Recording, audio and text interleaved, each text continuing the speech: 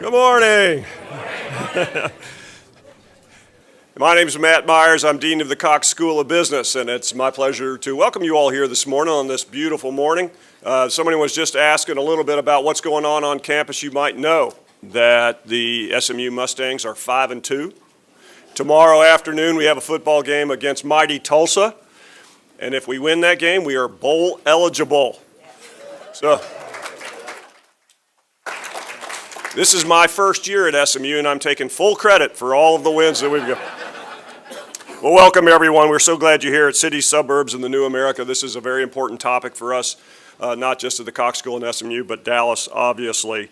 And it's extraordinarily important for us at the Cox School and SMU to be hosting events like this. The impact of events such as this are enormous, and we're so glad that you are here to enjoy it with us.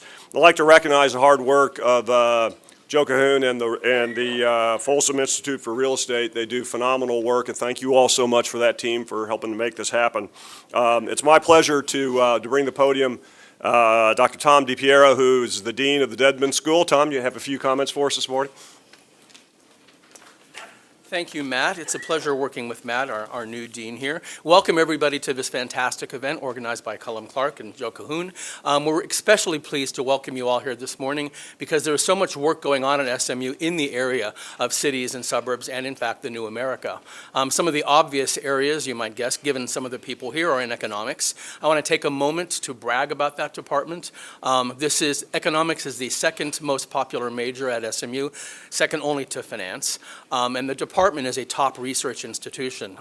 If you adjust for faculty size, the department is ranking at about 11th in the nation in faculty research output, so it's a top-notch department. There's all kinds of research across the university going on in areas having to do with today's topic. I'll point out, for example, in econometrics, statistical science, data analytics. You probably know that SMU has some of the best high-performance computing capacity in the state and, in fact, in the country, so we're really well positioned to do that kind of work. In addition, we're home to the John Goodwin Tower Center for Political Studies, which is a top-notch policy institute. And at the same time, we're mounting an economics institute that will be delivering action-oriented policy research on things having to do with economics, both locally as well as nationally, and it is to be hoped internationally. Additionally, every one of SMU schools has work that relates to the current state of cities as well as the future of cities in areas you might not even expect, such as the Perkins School of Theology, which works on ethical matters, and I might be so bold to say that ethics are something that should concern us all today, as well as the Simmons School of Education and Human Development. So there's a lot of things happening at SMU. We hope you learn more about it, but right now I want to, without any further ado, turn things over to Colum Clark, who is a recent PhD in economics. Thank you so much, John.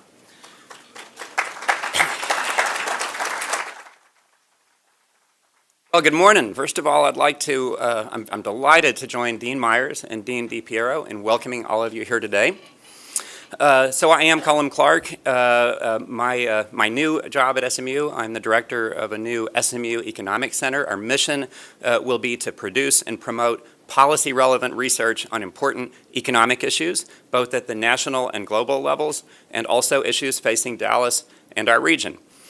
So, turning to Dallas and our region. Like all big U.S. metro areas, this region is changing all around us, and it's changing really fast. U.S. metro areas are changing demographically, physically, economically, politically, and across many dimensions. And our goal today is to try to make some sense of all of this pervasive change and to stimulate your thinking about what it means for you as a policymaker, as a business leader, as a scholar or philanthropist, or as a citizen. So let me say just a few words about how this event is going to unfold today.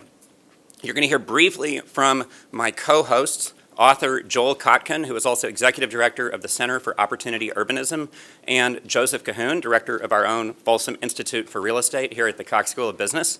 You're going to hear briefly from our principal sponsors, whom Joseph's going to introduce in a moment.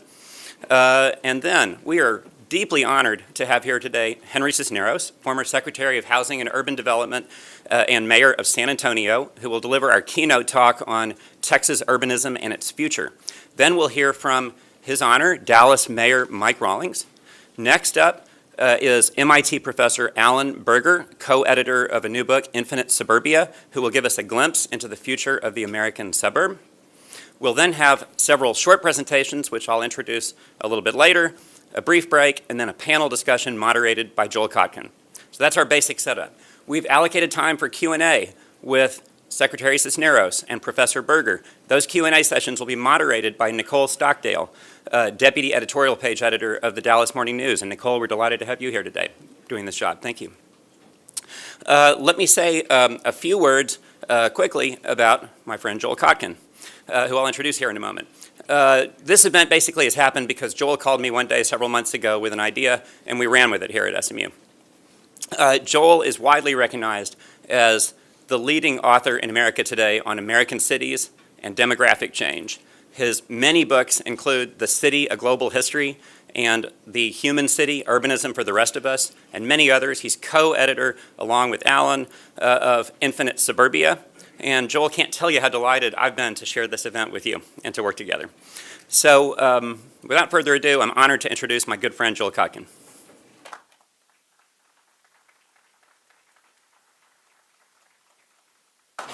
Thank you very much. First of all, I want to thank everybody here at SMU. I have to say, my experiences with SMU for the Center for Opportunity Urbanism have been great. We did a study of Texas urbanism, which Henry also contributed to, but we got a terrific essay on Dallas, which if you haven't seen is really worth looking at. But we've just found that working with SMU has been very positive. And just a couple of very quick things about COU. We're about 2.5 years old. We're based in Houston. We're very interested in continuing to expand into Dallas, but we're really a national think tank, working on a lot of issues such as localism, an area that basically the idea of devolving power out of Washington. You know, if you have a dysfunctional parent, you're better off getting rid of them.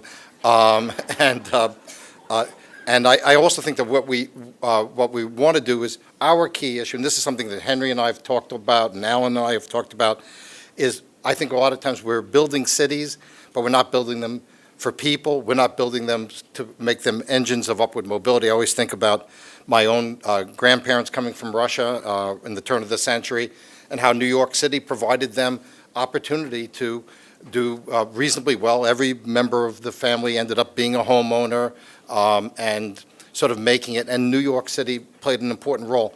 And I think a lot of cities no longer play that role. They're really, as one author put about New York and London, these are cities where the 1% marry each other. And we really want to have a more expansive view of the city. And then, as Henry will talk about, to think about it as a region, not just as a downtown or a few select neighborhoods. And it really has to work for everyone. So we're really happy to be working with SMU, and we had an event at Texas Southern yesterday, which was also very interesting. I think you'll enjoy the presentations, and hopefully any of you, if you have something heavy, some way of carrying something very heavy, that you might want to look at the book as well. Anyway, thank you very much, and again, it's a great pleasure to be here.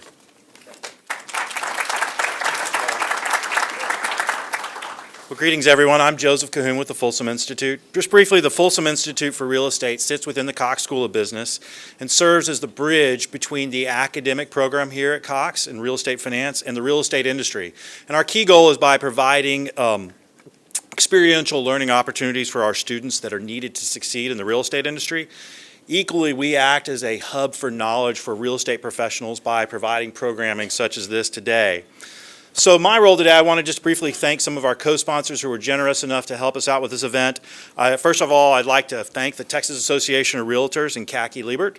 Kaki is the 2018 chair of the Texas Association of Realtors, and she is in Denton working with Century 21 Judge Fight Company. I also want to thank the Real Estate Council. The Real Estate Council is the leading industry organization for representing real estate executives here in Dallas. Linda McMahon, who should be here shortly. Linda is the president and CEO of the Real Estate Council, and she is a tireless voice for our city, both in terms of urbanization and in promoting the real estate industry. And I also want to thank our sponsor, ExxonMobil, and Nick Schultz for efforts he's brought to be here, for being here today. So with that, let's get on with the show, as we say. Kaki, you ready? Thank you. Thank you. Good morning, everyone. I hope everyone in the room today appreciates the great state in which we work and live. Nationwide, Texas carries a strong and credible reputation and business climate that puts our state at the top of the list for where companies and organizations want to do business. This fuels job creation and job growth, leading to a consistent and ever-increasing population growth in our state. Even with the devastation that we experienced along the Gulf Coast at the end of August, we are Texas proud and Texas strong. While Hurricane Harvey may have set back our projected real estate path to end 2017 with another record-setting year, the Texas real estate market is still vibrant and healthy, and it's a great part of our state's overall economy. I am Kaki Libbert. I'm the 2017 chairman-elect for the Texas Association of Realtors. And I am native Dallas, but I moved to the suburbs, so this is great part with our subject today. As one of the sponsors for the symposium today, we would like to welcome you and thank you for being a part of today's enlightening, educational, and thought-provoking program. We acknowledge and thank the Center for Opportunity Urbanism for planning today's program that brings us a wealth of talented speakers. We're here today to better understand the changing demographics of Texas and the challenges and opportunities that an ever-increasing population growth brings to local growth issues that can cause an even greater strain on our state and local responses. As a sponsor for today's program, I'm honored and pleased to introduce part of our leadership team here today. Please stand as I recognize you. Trey Bates from Corpus Christi, he's our 2017 Secretary-Treasurer, and Travis Kessler from Austin, our President and CEO of the Texas Association of Realtors. In addition, we have the support and sponsorship of the local association, the MetroTex Association of Realtors. James Martin is the 2017 Chairman of the MetroTex Association of Realtors and Chairman of the Texas Association of Realtors Housing Opportunity Foundation. Linda Callicutt is the Chairman-elect for the MetroTex Association, and Kathy Mitchell is the Secretary-Treasurer of the MetroTex. We also have Romeo Arrieta, who is the Governmental Affairs Director and Director of Community Relations. Other leaders and members of MetroTex are here today, and if there's anybody here from MetroTex, please stand and be recognized as a group as we thank you for attending this morning. And our real estate partner and one of our speakers this morning is Dr. Luis Torres from the Texas Real Estate Center at the Texas A&M University. We welcome you and look forward to another successful program today. With all of our best wishes for another successful year, with the growth of our great state. We are united, we are proud, we are strong. On behalf of the Texas Realtors, welcome.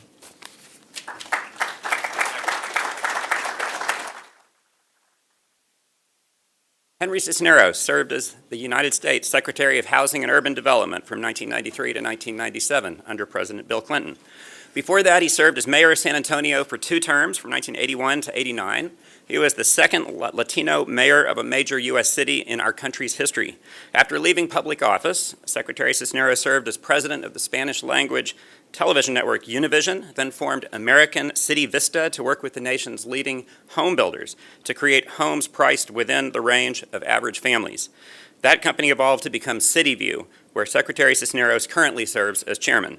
Secretary Cisneros is a frequent speaker around the world on the future of global cities and other topics related to cities and people. We are deeply honored to have Secretary Cisneros as our keynote speaker this morning. Thank you so much for being here.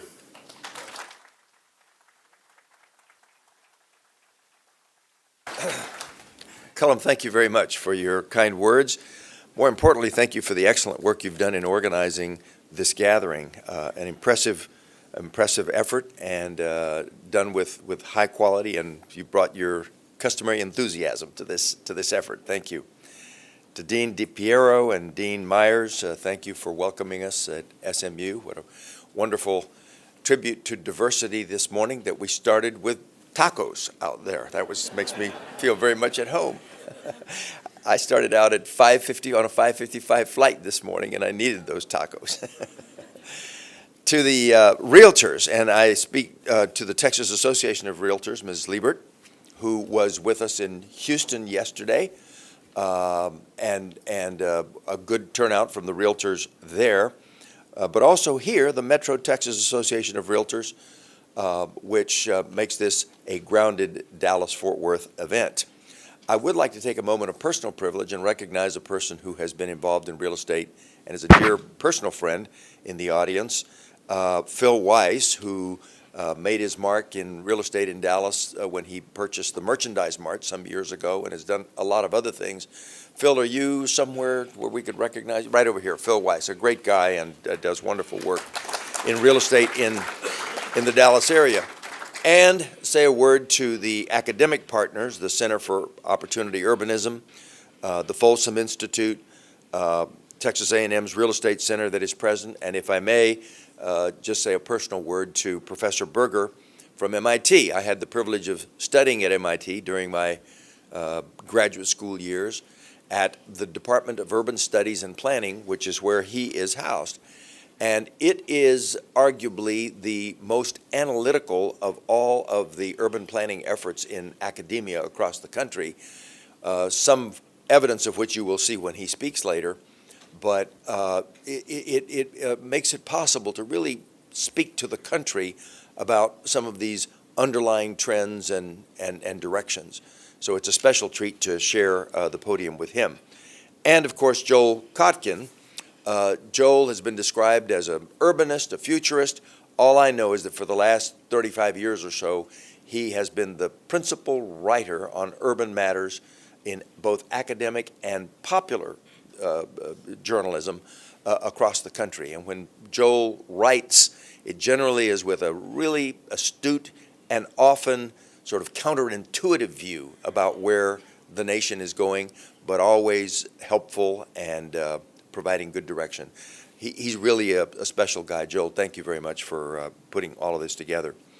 Well, my assignment, the assignment over the course of the day for all of us is to talk about the urban areas of Texas, the suburbs, land use, real estate, demographics, and I'd like to begin by setting the context in the global urban momentum that we're witnessing across the world. The fact of the matter is, the metro areas of the world are the economic engines of the global economy. And that's evident in places that function almost like city-states. Singapore obviously does, but great metros like Tokyo and Shanghai and Hong Kong and London and Milan, anchoring a kind of a manufacturing network in northern Italy, Frankfurt and cities in Germany, Mexico City, Sao Paulo, Rio de Janeiro. All across the world we see these nodes for trade and commerce and exchange, intellectual exchange, communications and connectedness that are truly driving the world economy. Someone once pointed out to me, the cities, it isn't countries that trade with each other, but it's these big cities that trade with each other. And it tallies up on the accounts as if it's national trade, but it's really these major metros. And the United States, of course, has its share of those metros. We have the East Coast complex that begins with Boston and New York and Philadelphia and Washington. Some would extend it further and say it goes to the Carolinas and the Virginia ports, Carolinas and all the way to Miami on the East Coast, but clearly an East Coast megalopolis. In the West Coast, you start with Seattle and make your way through Portland and San Francisco, Los Angeles, San Diego, and you might even sort of turn the corner off the coast to Phoenix, but again, clearly a sort of a West Coast metropolitan complex. There's the Chicago Midwestern heartland that is exceedingly powerful and has been the sort of the dominant trading port in the middle of the United States. You could add Milwaukee and other sort of Rust Belt cities to that complex, but clearly important. And then there are other smaller complexes, but they dominate in regions like Denver does in the Rocky Mountain West and Atlanta in the Southeast. But my case today is that we live and we work in one of the complexes that stands to, I think, rival the very strongest of these American urban complexes, and that is the Texas Triangle, with Dallas in the north, Dallas-Fort Worth in the north, Houston in the east corner, and Austin-San Antonio in the southwest. Those cities together, those metros together, constitute 66% of the population of Texas in the triangle, and together produce about 77% of Texas GDP. When the metropolitan areas of the country are ranked, all of the Texas metros are in the top 6 in the country, and together form one of the most important urban complexes in the United States. Now, the cities are powerful in their own right. Houston is arguably the energy capital of the world, the space capital of the world, and its medical complex is described as the most important aggregation of medical talent in the world. So think of that. One metro, 3 critical industrial categories or segments that are ranked among the strongest in the world in one Texas metroplex. Add to that the capacity of the Port of Houston, the concentration of hub United Airlines at Bush Airport, and you get the sense of an already sort of independent, globally important center. Dallas-Fort Worth, with its financial capabilities, long the financial capital of Texas, over the years emerging as the telecommunications technology center and corporate headquarters. Dallas is blessed by the geography of location in the United States, and some observers of the international global scene have said what Chicago was to the last century, Dallas will be in the United States in this century, the sort of economic hub in the center of the United States. It is a diverse economy, which is part of its strength, and creating a kind of middle-class dream with the nature of the workforce in the Dallas-Fort Worth metro. Austin, San Antonio form the southeast corner of the triangle.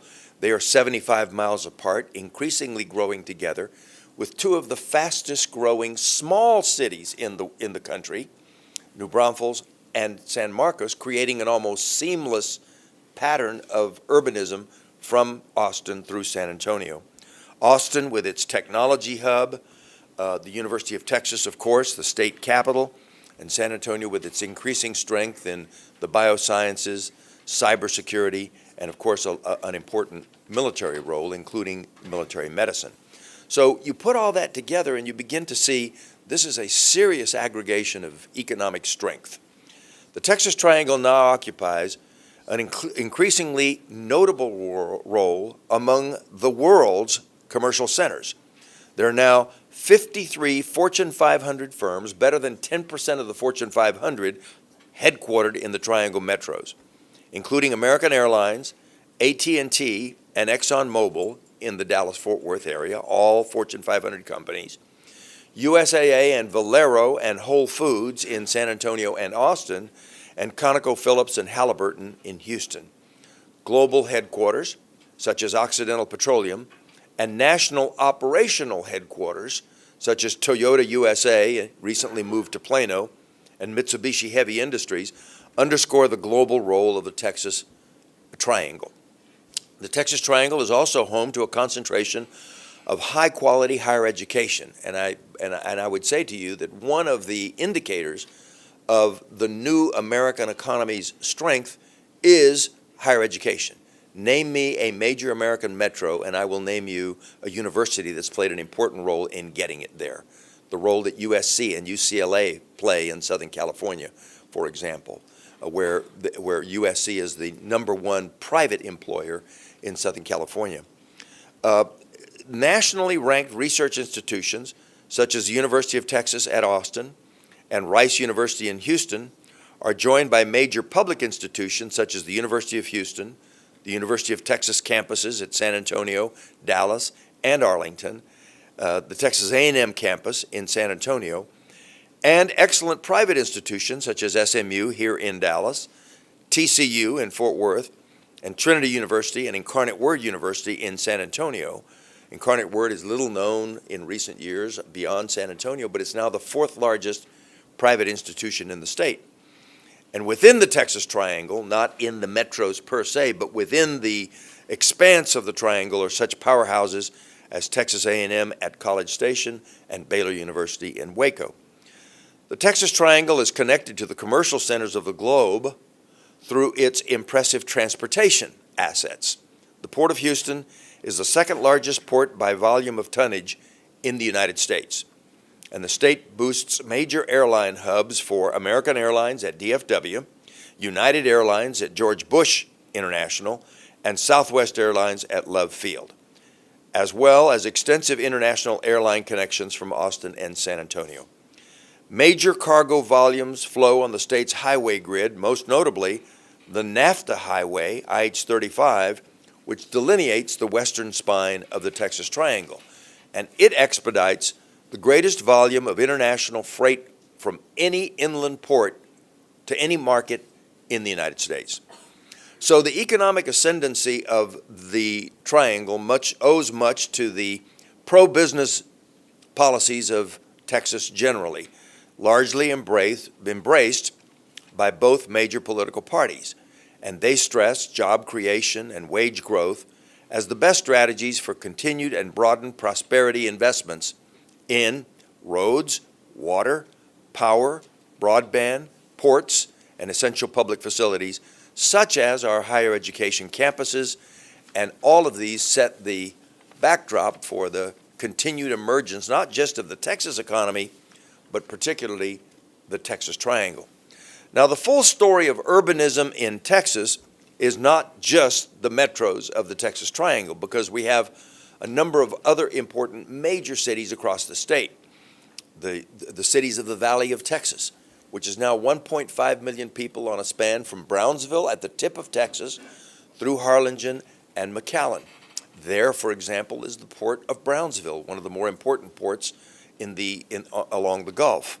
El Paso is an important international trading place. Midland, Odessa, with its concentration in the oil sector, and Corpus Christi, increasingly important, increasing the size of its port to handle liquid natural gas and other petroleum-related exports. And then if you look at the map of the southwestern United States, including a map that I have from a satellite at night, where you can see sort of the major metro centers, you see that centered on the triangle are other cities outside of Texas, like New Orleans and Oklahoma City and Albuquerque, all of them just a few hours away, even by the road network, contributing to the increasingly urban character of our region. Well, why is this aggregation of urbanism important? Well, the first thing I would say is because it underscores the global and national nature of urban patterns. Globally, as I've suggested before, not only do we see these big network cities, but the pattern of globalism is general. China, for example, today has about 100 cities over 1 million people. In 20 years, China will have 200 cities over 1 million people. And some attribute China's spurt in growth, 8% growth rates over the last decade or so annually, compared to ours in the sort of 2% range, to its strategy of urbanization. So they've had to build massive infrastructure, including transportation assets and housing for the millions of people who are coming from rural areas into jobs in their defined cities. It's an amazing thing. A few years ago, San Antonio was adding to its sister city relationships. We have them with Korea and Taiwan and India, Mexico, looking for a relationship with a city in China. And they suggested that since San Antonio was a smaller place, we would want to create a relationship with one of their secondary cities. So they asked us to look at a place called Wuxi and another one called Suzhou. I've never heard of them, but one is 6 million people and the other one is 4 million people, and they're secondary cities. Each of them would be as large as our largest metros. They're secondary cities in China. So the phenomenon of urbanism is a truly global thing, and we are part of that. The United States is clearly part of it. My former chief of staff when I was at HUD, Bruce Katz, made his name really working on a book that focuses on the United States as a metropolitan nation. And in that book, he describes the fact that 65% of Americans live in just the 100 largest metros. 65% of our population in the 100 largest metros. But that 65% of Americans produce 75% of GDP and about 78% of the innovation and the patents in our country. So the pattern of urbanism is real, and any place that is going to be prosperous, that's going to create jobs and opportunity, is going to participate in that urban reality. It is true because the nature of our industrial concentrations is changing.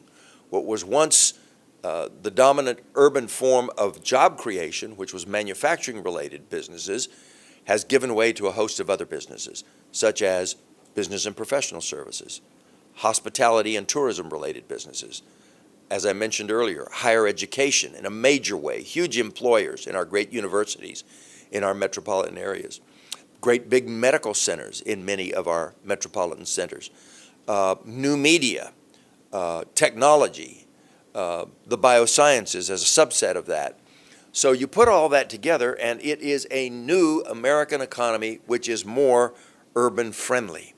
And it relates to the demographics of our cities, and it relates to the entrepreneurial character of that demographics.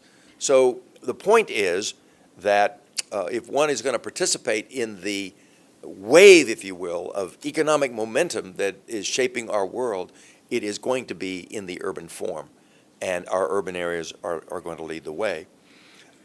So one dimension of that then is obviously employment growth sufficient to match the demographic needs, but it's also the simple matter of connectedness. The world is increasingly connected. There's a very interesting book, actually two books that I would refer to you. One of them that speaks to the connectedness built around airports, called Aerotropolis, by a man named John Casarda. And he basically says, it used to be that we built airports adjacent to cities. Now we built airports and then cities form around them on a massive scale. And the world is connected through those air connections. Clearly true when you look at the role that DFW has played here in the Metroplex. It's redefined the role of Dallas in Texas and in the country, and is the key to the Dallas-Fort Worth region's future. The other book I would refer to you is called Door to Door, and it talks about the logistical system around the world, high-value products being not driven across the country or carried by rail, but also by air, and then the connectedness that is important in people relationships. So the connectedness is an important dimension of what we're seeing. And finally, the quality of life amenities. Cities are places where people live and work and learn and assemble for a variety of reasons, recreation, religious, and govern themselves. And all of the amenities that support that are driven by the prosperity that our urban areas create. So we're creating a middle class in the Dallas-Fort Worth area that it relates to the housing affordability here, which is much better than in other places across the country. All of the Texas Triangle metros do better on housing affordability, home ownership for African Americans, home ownership for Hispanics than most of the metros in the United States. So this is an instance where prosperity is being transformed into opportunity, because we know the role that home ownership plays in creating the middle class and creating net worth for people. And then that converts itself, that opportunity, that growth, into other amenities, such as those things that attract, those things that are magnets to bring additional people, like sports. I know we're in Dallas, but we have to at least pay some respect to the fact that the Astros are in the World Series in Houston, in a sister city down the way. Next year it'll be the Rangers, but this year it's the Astros, and they're 1-1 after their victory last night. Entertainment complexes, stimulating urban environments. All of these are the byproducts of the urbanizing process. Let me begin to wind down here by just suggesting some issues that this raises, things to think about in a conference like this and by the decision makers who are here. First, I would say, is the importance of a sense of regional cohesion across the Texas metros. It doesn't make a lot of sense to continue some of the competition that has existed between the central city and its suburbs. The reality is that these metros are one single economic organism. You can see that best, I've noted it over the years, when you fly into a metropolitan area at night and you can't tell where the city limits ends and the suburbs begin. It's just one functioning metro. So collaboration on things like transportation systems, housing affordability, initiatives related to education, all important. People will make choices about where they want to live and the kind of settings that they want to live in, as Professor Berger will make clear later in his presentation. And we're seeing the need to house the millennials, to house the aging tsunami of an aging and retiring population, a rising middle class of minority populations that, because we have become more prosperous, are themselves becoming more prosperous, the next middle class.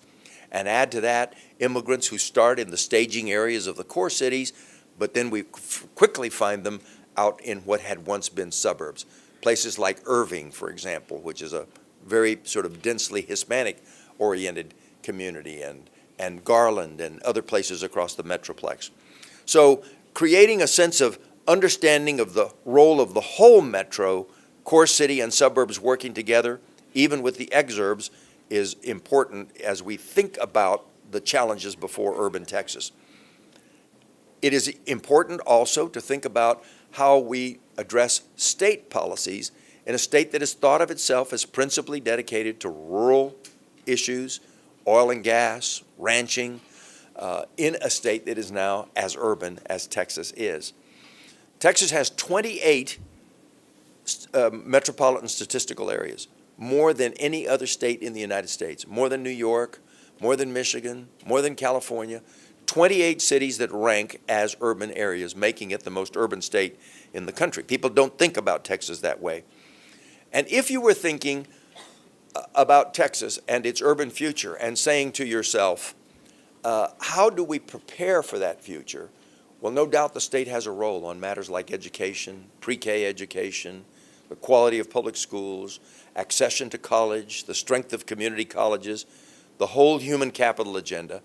And then there is infrastructure, issues related to traffic in the metros, transportation systems, water, electrical adequacy, power grid, and communications, broadband, et cetera. So a strategy to prepare for the reality of urban Texas and make the most of it, build on that to strengthen the Texas middle class, which is going to be in these urban areas, would be, I think, an important dimension of how Texas needs to think about its future. Finally, I would say we need to begin to work together across the metros to create the urban identity that is real. Really get past some of the sort of traditional competition that existed between our cities and really work together to think about the Texas urban future. I hope this provides some context for the discussion that will follow. We live in a state, as Ms. Lippert said, we're fortunate to live in Texas, and we're fortunate to create a forum where we can think about the future of urban Texas. Thank you very much. 5 minutes for questions. I'll start out with one question, and if we'll have time, we'll move on to any questions you have you might be thinking.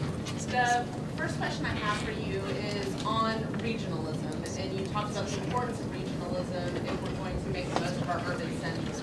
It's a hot topic of discussion in Dallas right now, and I wonder, how do you effectively make the case for city politicians to sometimes give up what they might see as being in the best interest of their specific city, the urban core, in order to get the most out of the cooperation you get from working with the region? Well, I think it's very important for for city leaders generally, both core city and suburban leaders, to understand the way urban areas work. And there's a great deal of interrelationship, interconnectedness, and the health of the region as a whole fuels the health of the individual parts. For example, people live in central city neighborhoods, but the jobs are not there. The jobs are in a suburban setting, maybe out at the airport, maybe at a research park, or maybe at a medical center in another jurisdiction.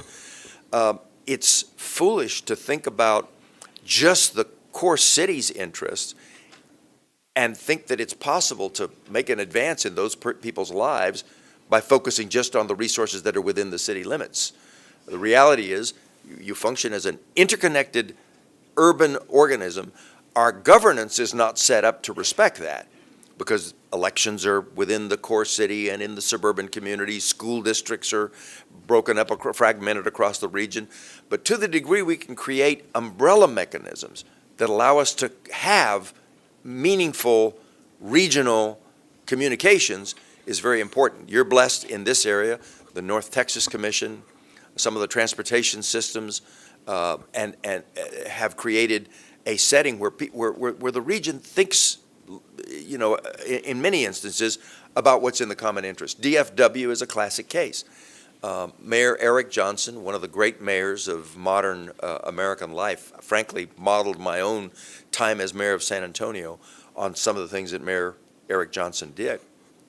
Most notably, linking up with Fort Worth, at the time when Fort Worth and Dallas leaders were not talking to each other. There's those legends about Amon Carter, who would come over to meetings in Dallas and bring his own brown bag lunch because he wasn't going to spend $1 in Dallas. I don't know how true the legend is, but that's the story. In any event, they were able to put those differences aside and sit down and talk about building the airport of the future. Imagine what this area would be without that commitment having been made. It has truly transformed the region. It's defined it. Does Dallas have a chance to be, for the next century, the role that Chicago played? Absolutely. It probably has already eclipsed in many ways that role. And given the growth of the Sun Belt, it's only going to get stronger. So those are examples of sort of trying to raise the conversation to the larger issues and then finding ways to communicate through some governance structures that may not be, you know, the local jurisdictions, but find ways to create a response to the common interest. We have time for one question. I've heard it asserted that the need for state social services in addition to infrastructure increases in proportion to increasing urbanization. Do you believe that, and why is that? Why is it easier to have fewer state services in an urban society than with a suburban or rural society than an urban? I haven't seen, you know, numbers along those lines, but I would say if indeed social services increase, it's probably a function of population and the attraction factor. Metro growth will attract people who come to jobs, and many of those will be people who have need of certain services. So there will be some kind of an increase in the demand for services as people come together. But it's also true that people coming together create a 2 + 2 = 5 kind of prosperity. So the need for social services may change in kind. There will be a greater emphasis on education, for example, as population grows, immigrant families arrive with younger children. We know that the Latino population is younger than the average by a lot. The average American age is about 38. Latino population is about 26. That's massive in demographic terms. And that is going to result in more need for education spending at the lower level. So we'll see a different kind of orientation of what kind of spending needs to be done. But it's in our interest, all of us, to fund quality education.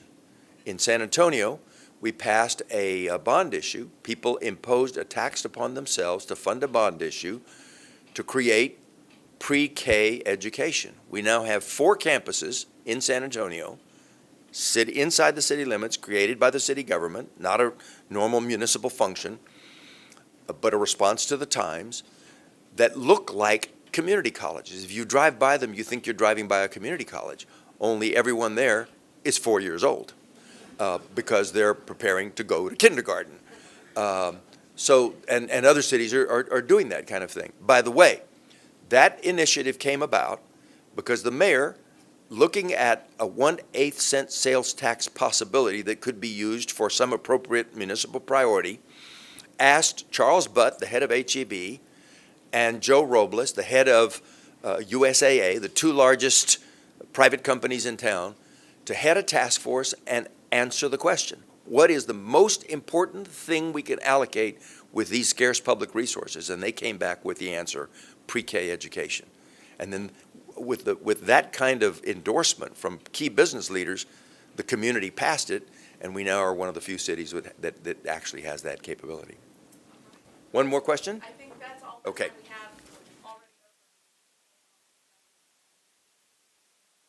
Thank you very much. Thank you.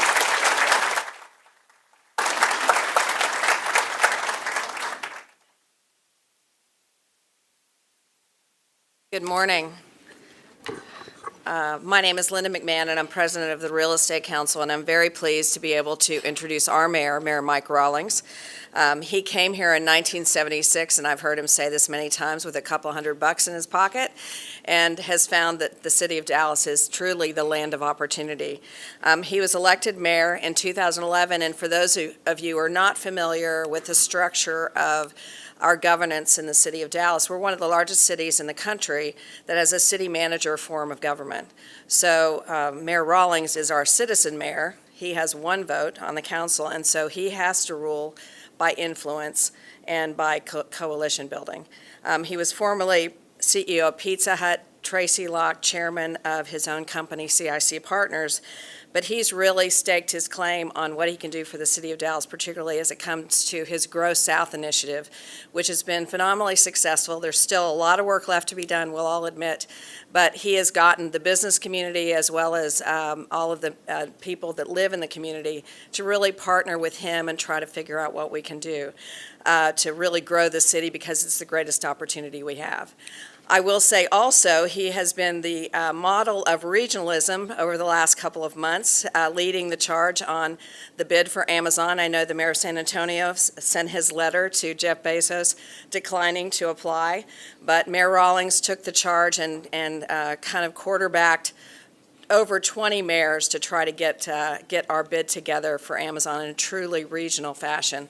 So I'm very proud to call him our mayor, and I welcome him to the podium. Thank you.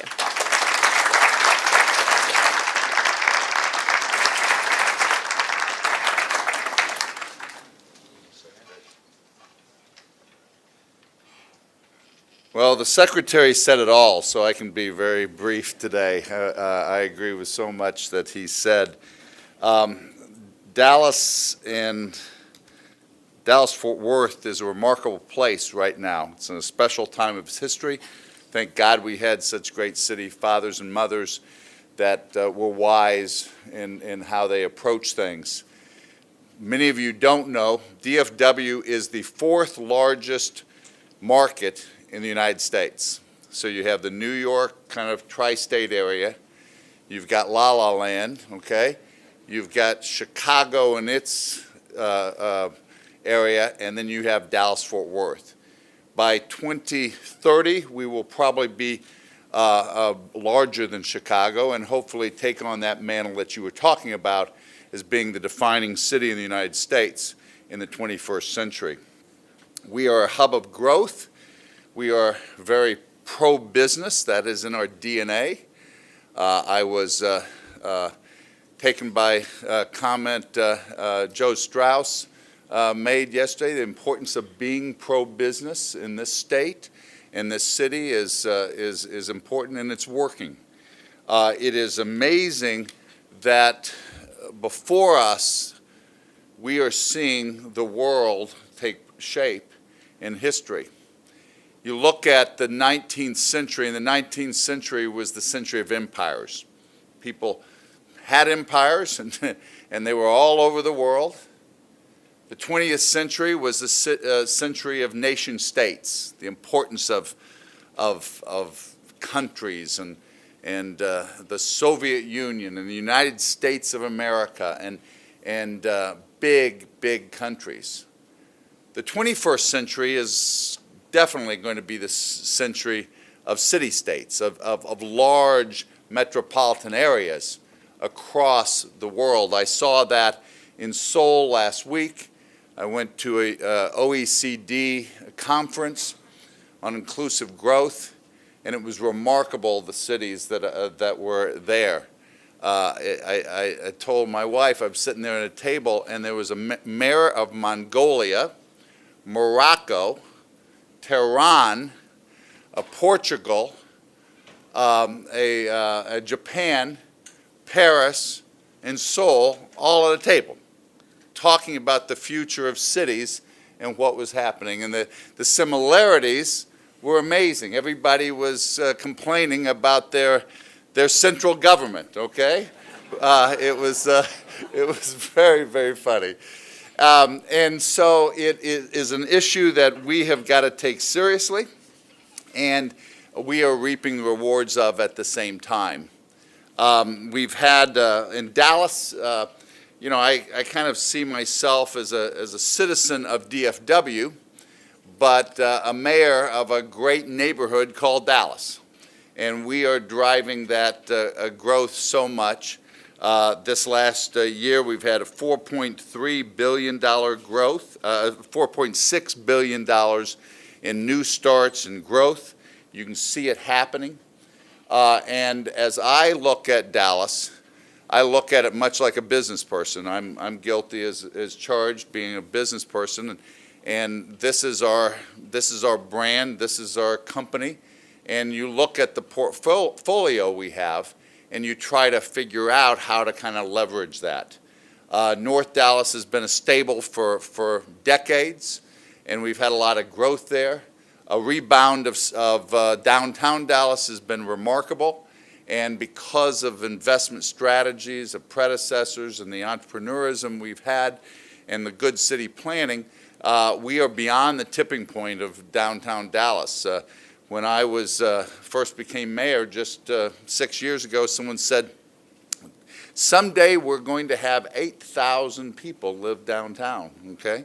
Today we've got over 10,000, and we'll have 15,000 before a blink of an eye. I mean, it's changed to live downtown, not just work downtown. But the big issue for me as taking over mayor is I realized that 55% of our city was not growing the way it needed to, and that is southern Dallas, south of the Trinity River on the west and I-30 on the east. 15% of our tax base, the most beautiful part of our city, but it wasn't growing, and that's why we have focused our effort on southern Dallas. We believe that southern Dallas is an investment opportunity. It's not a charity case. You don't look at something and say, oh, those poor people, I need to help them. That is nice to do, but it's not economically sustainable. You've got to create economic systems in place that help people seek the opportunities that they all want. And so I believe that we're starting to make real progress. For the first time, southern Dallas grew faster than North Dallas for the first time in history. And a smaller base, no question, but you can see the dynamic behavior that is taking place. As I look at this city, I am reminded of James Clifton, who was the chairman of Gallup Corporation, wrote a little book. And the book was called The Coming Job Wars. It's a very easy book to read, a lot of pictures and graphs and stuff like that. It basically had a premise that we're not going to fight military conflicts anymore. The real conflicts are between these city-states, if you will, these large cities, about who gets the jobs. And who gets the jobs are the cities that are going to grow, and those that don't are going to languish. And that's why, for instance, over 100 cities are pitching Amazon Again, I don't know what our odds are. I don't know what their real desire is. They'll let it be known. It's a good opportunity for us as a region to come together. And it wasn't really a philosophical issue, which is, by the way, I agree with the Secretary's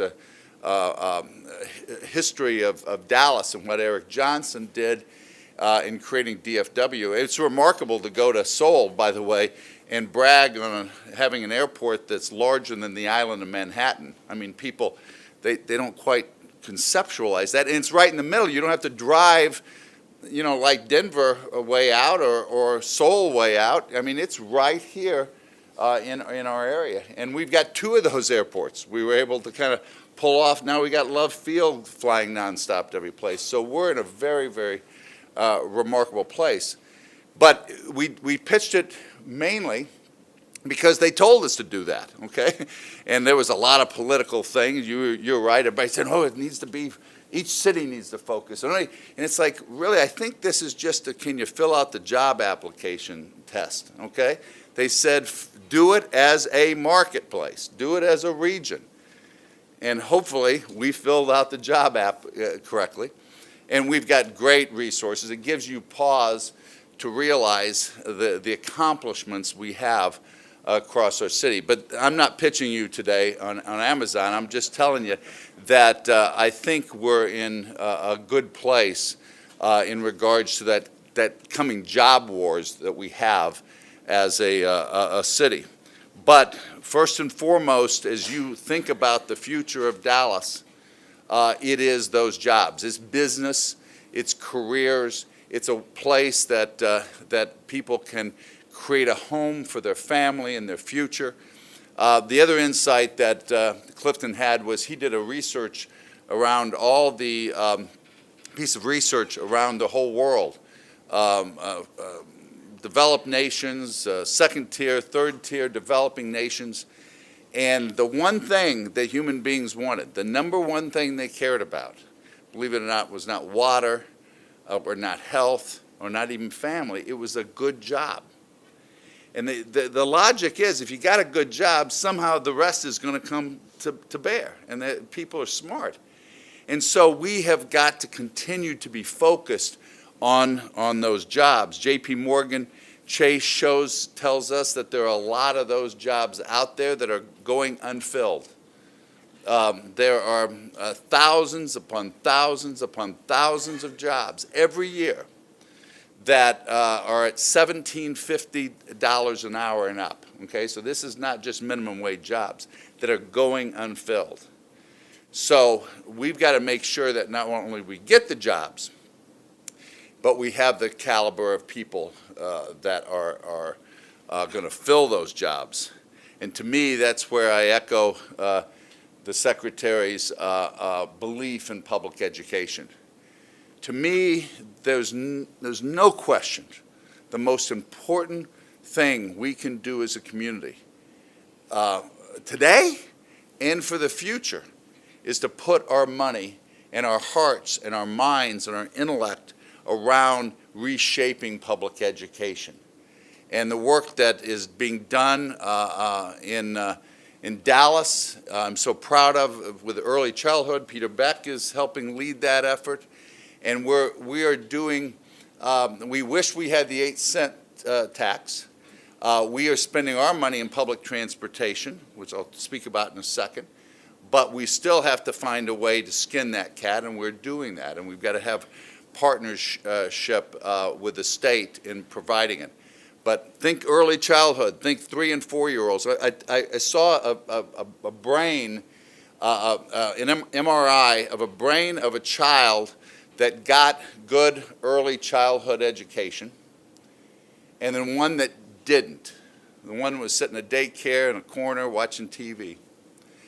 And it was really, really sad. You didn't see faces, you saw synapses. And I didn't know that your brain is filled with so many synapses, they die. They die. The question is, how fast are they going to die?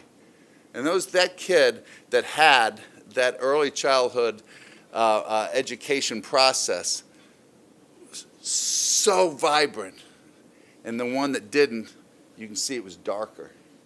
And it's not social, it's biological.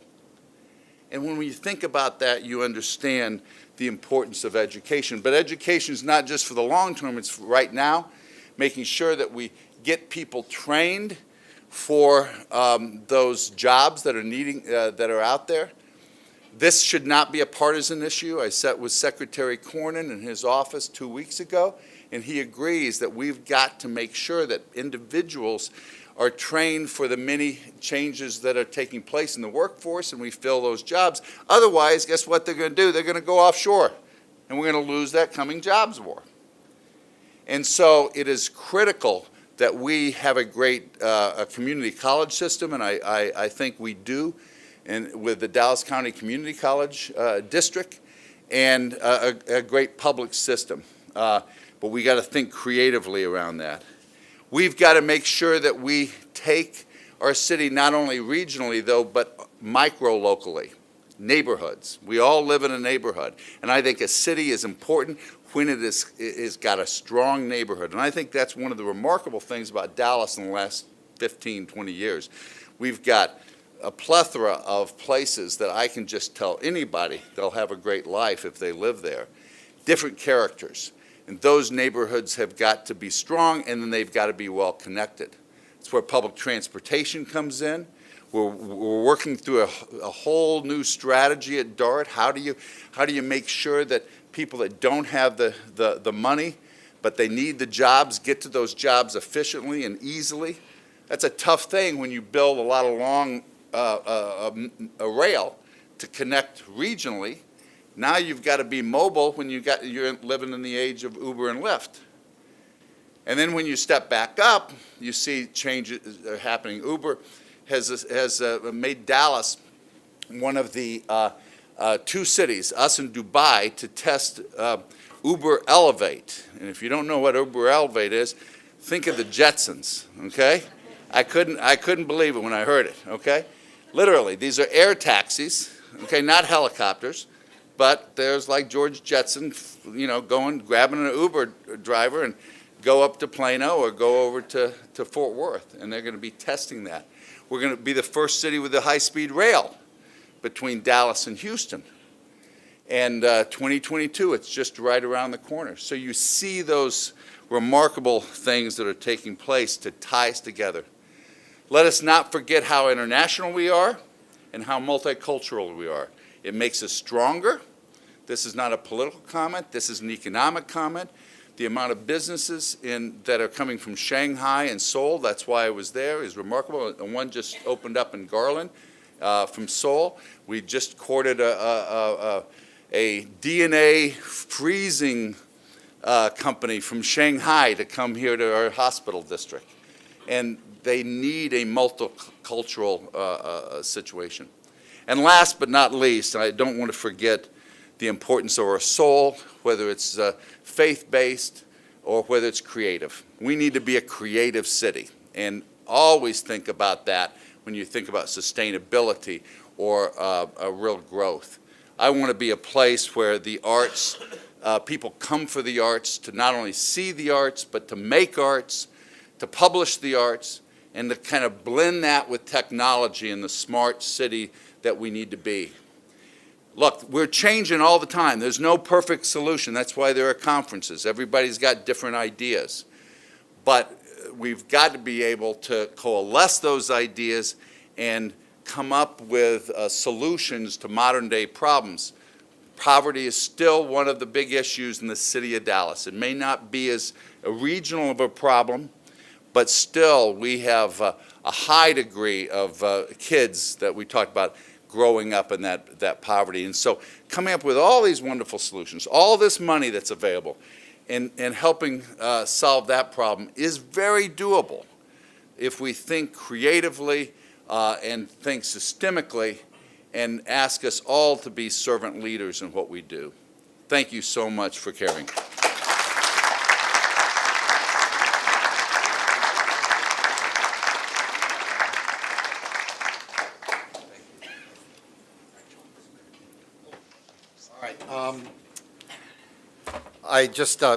Let me just put it this way. be ready to be disrupted. Alan Berger and I worked on this book, which, if you want a little bit of light reading, has many essays, including from one of our other speakers, Ali Medeiros. I just want to say a couple things about Alan. I'm not going to go through his academic resume because, frankly, I find that not so interesting. But what is very interesting is that he really, well, you can pick a chutzpah or cojones, whatever you want to use. But the bottom line is, when Alan got in touch with me, didn't know me at all, sent me an email saying he wanted to do a book on suburbia, and that many people, even in his own school and certainly in the urban planning world, didn't really like this idea very much. When Henry talked about my being a contrarian, one of the things I kept saying was, well, if everyone's moving back to the city, then why is 80% of the growth in the suburbs? I mean, core cities are important, but suburbs where people are moving, they're voting with their feet, that it's a global phenomena, and we ought to try to figure out how to make them better, how do we make them more sustainable, and of course, they've become much more diverse. So Alan, I think showing a lot of courage, went ahead and did this, and now he's moving on to, okay, where are suburbs going, and where are they going to look like in 2060? And I think it's a really exciting area. I wish more people in the urban planning profession put their emphasis on that, because after all, that's where the customers are. So anyway, I think you'll really enjoy this. This is very, very cutting edge work. This is not to be, as I understand, please don't, no recordings, no images, because this is really new stuff that really the first time it was used was in Houston yesterday, and this is a real interesting glimpse into the future. So without the help of H.G. Wells. So go ahead.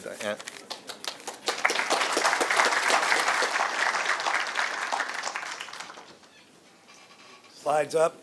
Hi, everybody. Great introduction. I've never heard one quite like that, Joel. But I do think, number one, I want to thank Joel for helping organize this, and Cullum for being very meticulous in his planning, down to the minute, by the way. He might not be so happy with my presentation, however, because it may go over a few minutes, but I'll try not to. I feel like I was set up, Cullen, really, because it's very difficult for a New Englander to follow two very articulate, warm, Texans who know an awful lot about what I do in my field. Even though I'm married to a Texan in a third-generation Dallas family, I know I'm always the guy who's the first out in the conversation, because, I'm a third-generation New Englander, and there's a lot of paranoia in the New England piece of the family. So, we don't. So I changed the title of this lecture a little bit because I adjusted it a little bit from yesterday, what I did yesterday, because I felt like there was quite an interest in the last piece of the presentation. It's a piece of the presentation that I'm not really supposed to be sharing publicly at this time, and so I will notify the video personnel to cut off and ask you not to take photographs at a certain point. And I appreciate also the fact that as I look out into this audience, no one's on their laptops, which is unlike when I teach at MIT in a big lecture hall. I don't even see faces at this point anymore. So this is a real treat for me to be here and actually see people looking up and paying attention to me. This is incredible. So thank you. This is really what I've been doing the last few weeks, is talking about this massive tome of a book. It's not really a book tour. It's really to sort of give a glimpse about what we're doing, what we've done the last 5 years, and what this all means. And so it doesn't hurt that I also mention it's now this week been released. I believe it's actually for sale now. So you don't need to go buy it. I just want you to know it's there and look in the library for it when it comes in a few months. You'll never read it. It's 722 pages. But as the mayor said, there's lots of great images, great maps. And like I say to my students, the reason why I write these books to get them to see the evidence of the sort of theoretical ideas. Students typically don't believe these things are happening unless they see visual evidence these days. So we've invested in drone technology, and I get up in airplanes and I have to show them what I'm talking about, and then they start to pay attention. So that's what this book really is. And by the way, one way to, if you're a teacher, one way to get students to read books, put a lot of pictures in there and have very long captions. Then they actually remember something. So this book was edited by Joel Kotkin, myself, and another person named Selena Balderas-Guzman, who's a researcher in California. And we assert in this book that the world is heading towards infinite suburbia. If you could dim the lights at all, it might help with the video, but I'll leave that up to you guys in the back. Globally, the vast majority of people are moving to cities, not to inhabit the center core of cities, but to suburbanize their peripheries. Asian and African cities are building out their peripheries faster than at any point at any level that humankind has ever witnessed. There'll be 3 billion more people by 2030 around the peripheries of Asian, Indian, and African cities. And these are some of the drone images that we've shot over the last 2 years. And it's quite astonishing when you start to look at some of the footage. These are places that are urbanizing unlike we've ever seen in humankind. The United States is about 70% plus of a population that lives in the suburbs, not in the central city. And we should define city by saying that when I talk about city, I'm talking about the core downtown, which is the smallest piece of the population. I talk about metros because that's where everybody lives.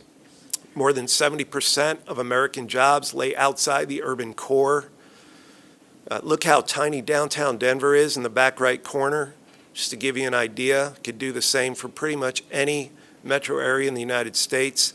The sheer magnitude of land conversion taking place on the urban periphery, we believe, demands new creative attention devoted to this suburban expansion.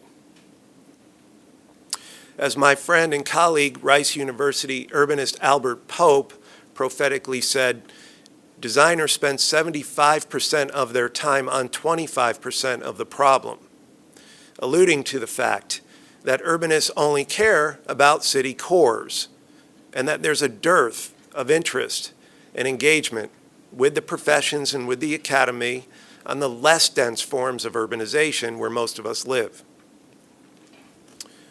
Here's some more drone shots in Texas and Florida. Despite this massive scale, it has been very difficult for me to even find colleagues that want to work with me on this suburban focal point of research.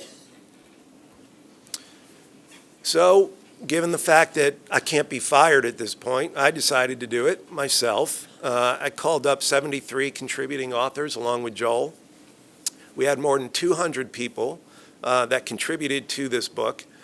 These are all the different fields that we have called on for this book, and we tried to network how their relationships overlap and have something to do with each other.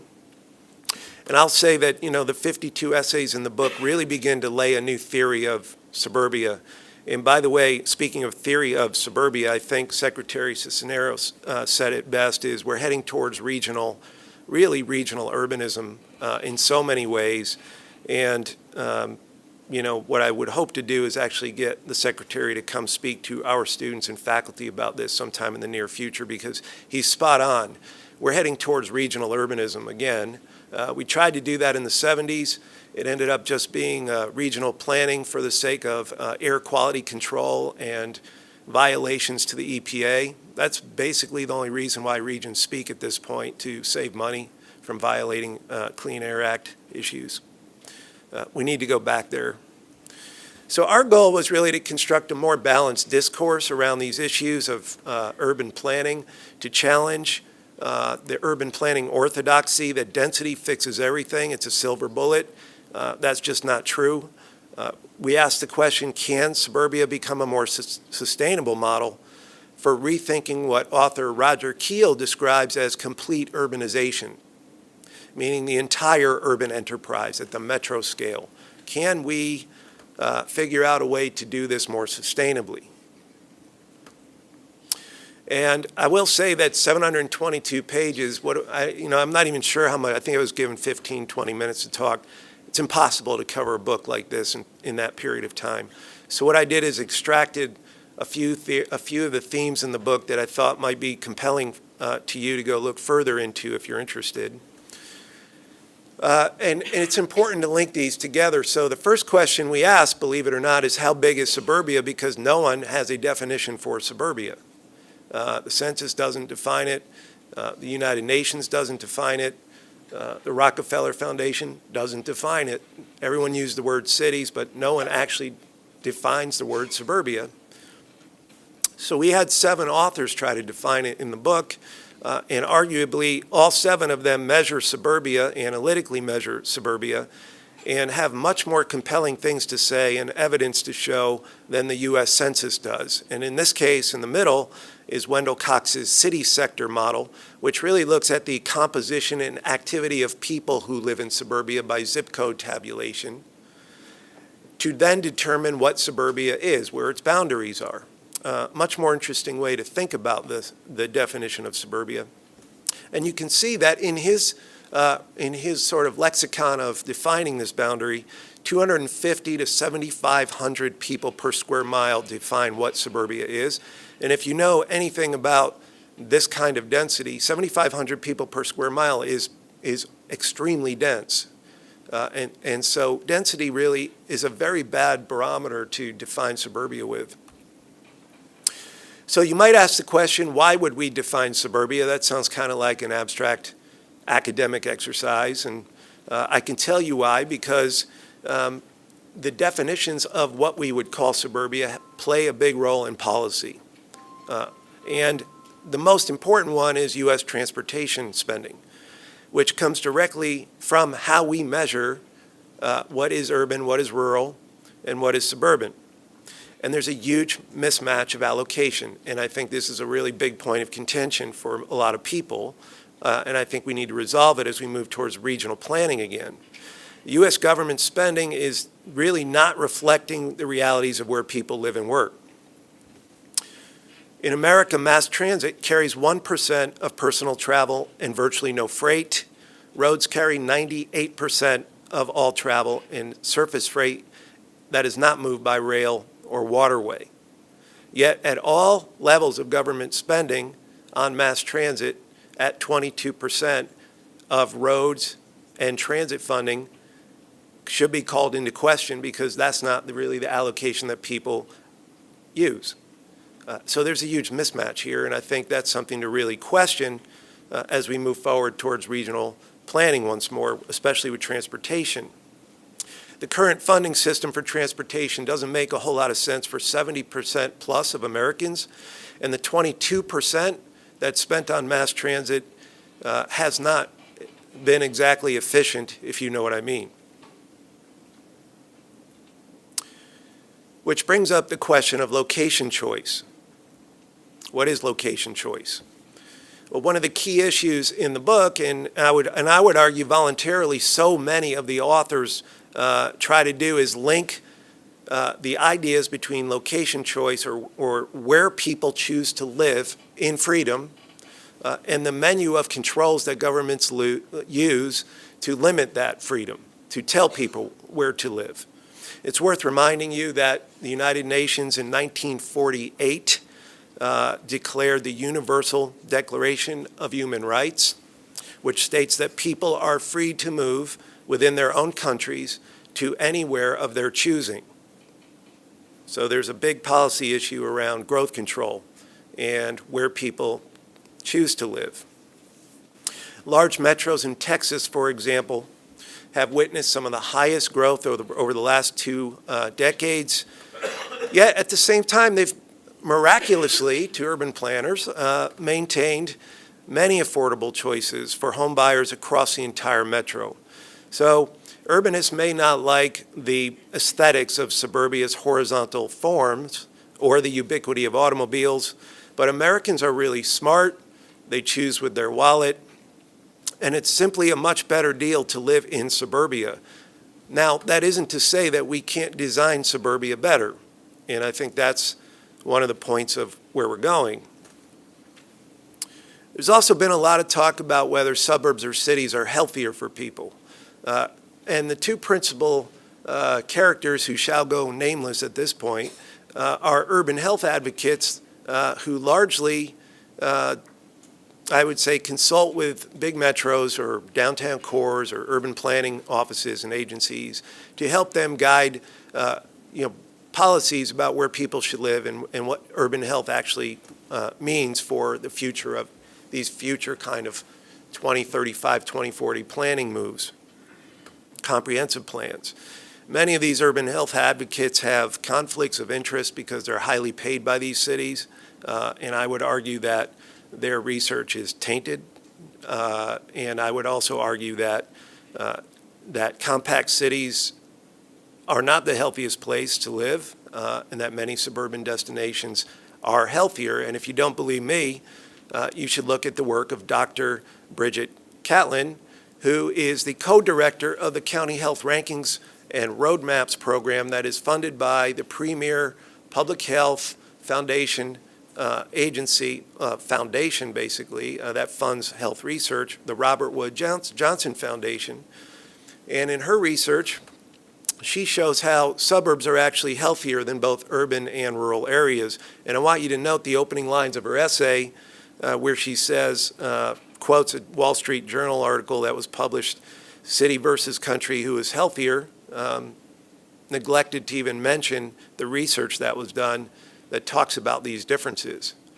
So I'd ask you to be skeptical when you hear things about suburbia making people unhealthy. Just look at the air quality in most of our urban cores at this point. Are suburbs diverse? While city centers have grown affluent, they have unfortunately also grown socially and economically homogeneous. At the same time, suburbs have been widely diversifying into a cosmopolitan mix. This graph charts the rise of predominantly non-white suburbs in the United States, and diverse suburbs, which are here in the orange sector of this drawing, are defined as less than 50% Caucasian, have been the majority since 2000. Most Americans don't know this. And if these growth trends continue, diverse suburbs alone will be more than 75% of all suburbs by 2030. Now, this is a really hot point of contention, and for me, one of the most interesting ones in the book. Are suburbs sustainable? One of the consistent themes in this book is, and as a landscape scholar, this gets me very excited because a lot of authors really wanted to talk about this, is the virtues of low density and what does it mean for the ecological potential of the suburban landscape. Among these environmental benefits are these, what we would call in the academic terminology, are the metabolic capacities that are latent within suburban open space, or the capacities to contribute to the overall environmental impacts of urbanization, complete urbanization, as it were. Suburbs, it is argued, will actually save cities from themselves. So, for example, one of the researchers, Selena Balderas-Guzman, explores the potential for constructed wetlands in suburbia to improve water quality and resilience for the broad geography of the metropolitan watershed. There's space to build wetlands. Another essayist, a planning and landscape architecture professor from University of Michigan, Joan Nassauer, did a large project where she measured how carbon sequestration in large trees that could only be in suburbia can be increased through specific changes in design to development templates to mitigate what we now see as a rising call for mitigation of carbon and the mandates that go with them. Hugh Bird, professor of architecture in the UK, offers a quantitative essay using his research to show how rooftop solar power in suburbia could be substantial enough to power the entire metropolitan area using similar cities to Sunbelt regions. You just can't get enough photovoltaics in vertical buildings. You have to do it in suburbia. This leads me to, I would say, the nerdiest piece of the presentation, and the one that, as an MIT guy, I kind of find closest to home, is what is the impact of future technology in suburbia? And I would argue that you really can't talk about future technology unless you talk about the tech-loving millennial generation, which you're going to hear more about in a minute. And I would even argue their offspring, who haven't been born yet, Generation Z, as we call them. There's an essay in the book that's just spot on this topic. It's written by Morley Winograd and Michael Hayes, and they detail the impact millennials are going to make on the suburbs. The millennial generation is questionable. The definition of which years are questionable, but roughly 82 through 2003. It's the largest generation in U.S. history. By 2020, approximately 36% of Americans are going to be millennials. By 2043, there's going to be 24 million new U.S. households that are owned by millennials. And 85% of millennials have said in surveys that they don't want the same suburbia that we have, or my parents, the previous generation had. They want single-family detached homes that are smaller, roughly 1,800 square feet, with lots of different sort of qualities, which I'll talk about now. So I would ask that we shut down the slide video capture here. And level 5 fully autonomous cars or transportation, meaning you cannot override the car. And we're at level 3 right now. Those of you that have the top-end Lexus, you're at 3, or Tesla, you're at 3.5. But we're moving towards 4, level 4 pretty quickly, which the car does everything, but you can override it. Level 5 is you can't override. The car's doing it all. So I want you to sort of hold on to your seats here for about 8 slides or so, and let's see how this goes. So there's a lot of technical innovation going on, a lot of Internet of Things kind of data collection going on. Probably right now in this room, you don't realize the light bulbs are probably spinning off businesses off of your data. We're on the cusp of an amazing amount of change in the way we live and work and connect. This is the Singapore MIT Alliance for Research and Technology's experimental autonomous vehicle. There's a lot of these in universities around the country and the world. It's one of the many efforts that are being put forth by some of the world's leading thinkers on artificial intelligence and sensor technology to transform individual mobility and transportation patterns forever. Autonomous cars are going to be bundled into highly personalized networks, such as this one. This is MIT's CubeSat. These are personal satellites that you can hold in your hand. They have their own mini thrusters. You can launch one into orbit for 40 grand instead of paying 200 million. And this is a real thing. It's really happening. The photo on the right is a CubeSat launched up. It's photographed by the Smithsonian. These are real things going on right now. This kind of technology is going to be linked into smart city technology, such as leveraging a smart grid over the mesh of street lighting, which is already electrified, to create ubiquitous kind of sensoring and smart device connectivity across cities, across regions. It's going to allow cars to communicate with roads and homes, even pedestrians and bicycles through wearables. Larger parcel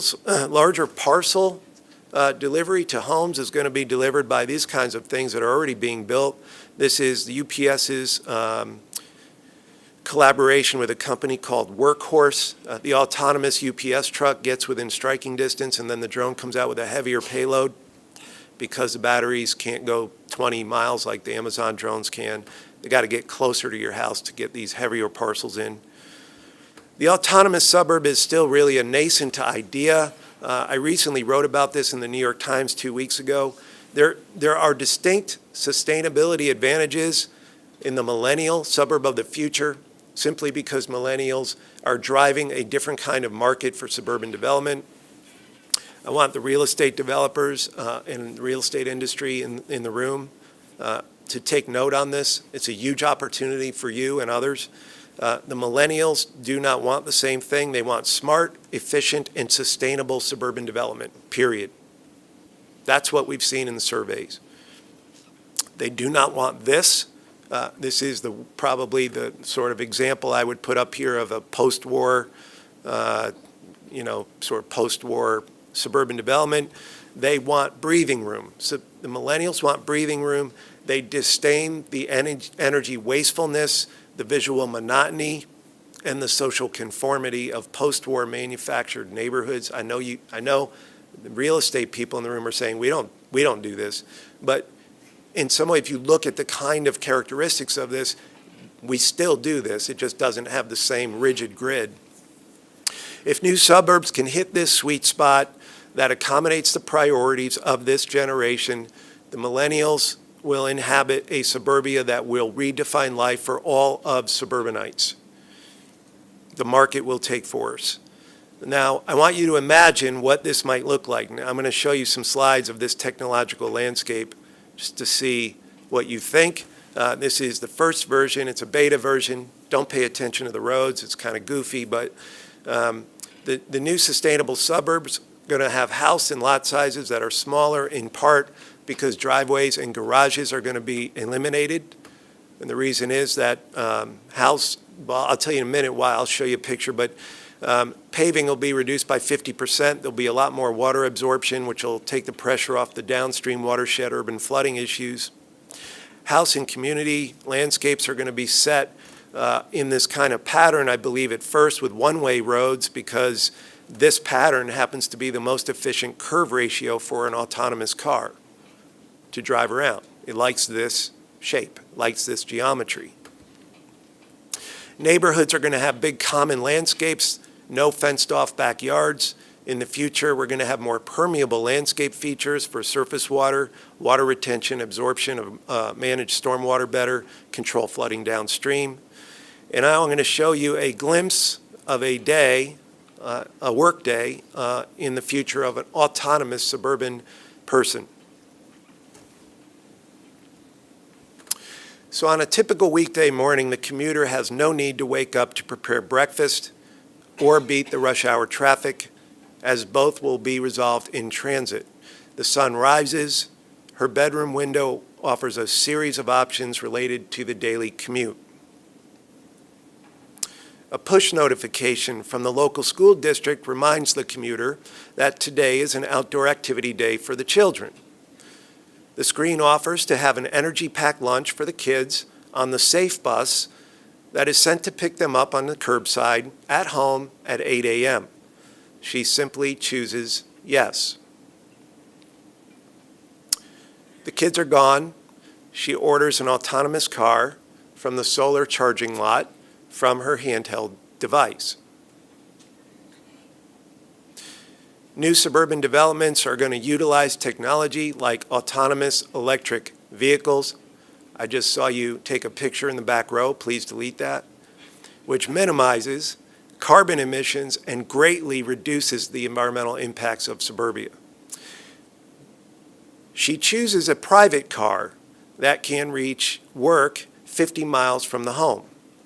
In the future, cars will be both privately owned and they're going to be part of a sharing economy, saving the home buyers the cost of owning their own car, which makes car companies quite nervous, fossil fuel industry nervous, but there will be plenty of privately owned cars, don't worry. The autonomous car pulls up and the door opens, she enters, and on the way to work, she uses touchscreens in the car to set up various errands for the day, such as picking up the dry cleaning at 11 a.m.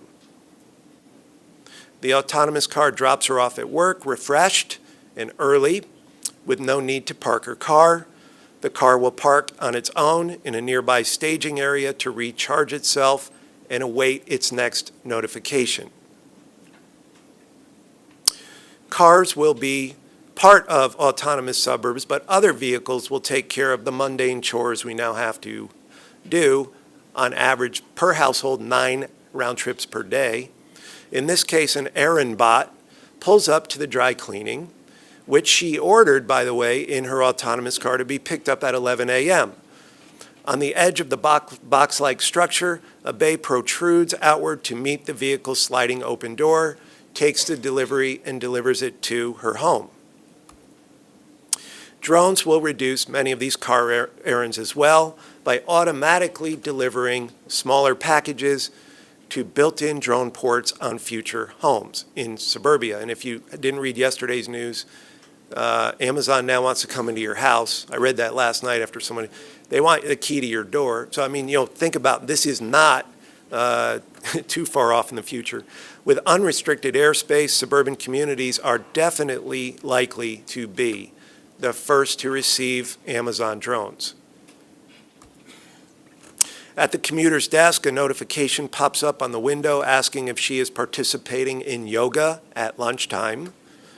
Below the notification, another note indicates how many health insurance points the activity is worth, which also notifies her health insurance provider and doctor that she's doing it. She chooses yes and gets a reduction on her health insurance. The autonomous van now pulls up. It arrives, picks up several of her work colleagues who decided to participate in the yoga break. The group enters the vehicle, and they travel to a more secluded lake setting within a suburb near them that has a dedicated space for yoga. At the end of a hard work day, she enters relaxation mode, available only at the luxury level chosen for your ride home, in this case, sponsored by Trivago. The seats recline like a beach lounge. Tropical beach theme is chosen on the screen. The interior is transformed into a beach view with beach sounds through the audio system. All the screens and windows now integrate with the windshield into a seamless, multi-sensory experience, and the commuter will enjoy her ride into infinite suburbia. Thank you.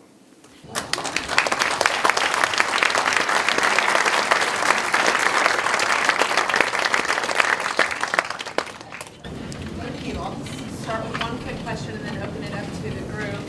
First, I just want to say thank you, Millennials. This looks fantastic, so I appreciate the market pressure you're bringing to bear to bring this to all of us.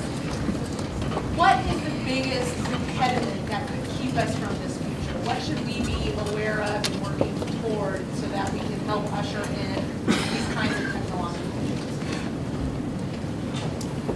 That's a pretty big question. I mean, there's a lot to be aware of. I mean, I think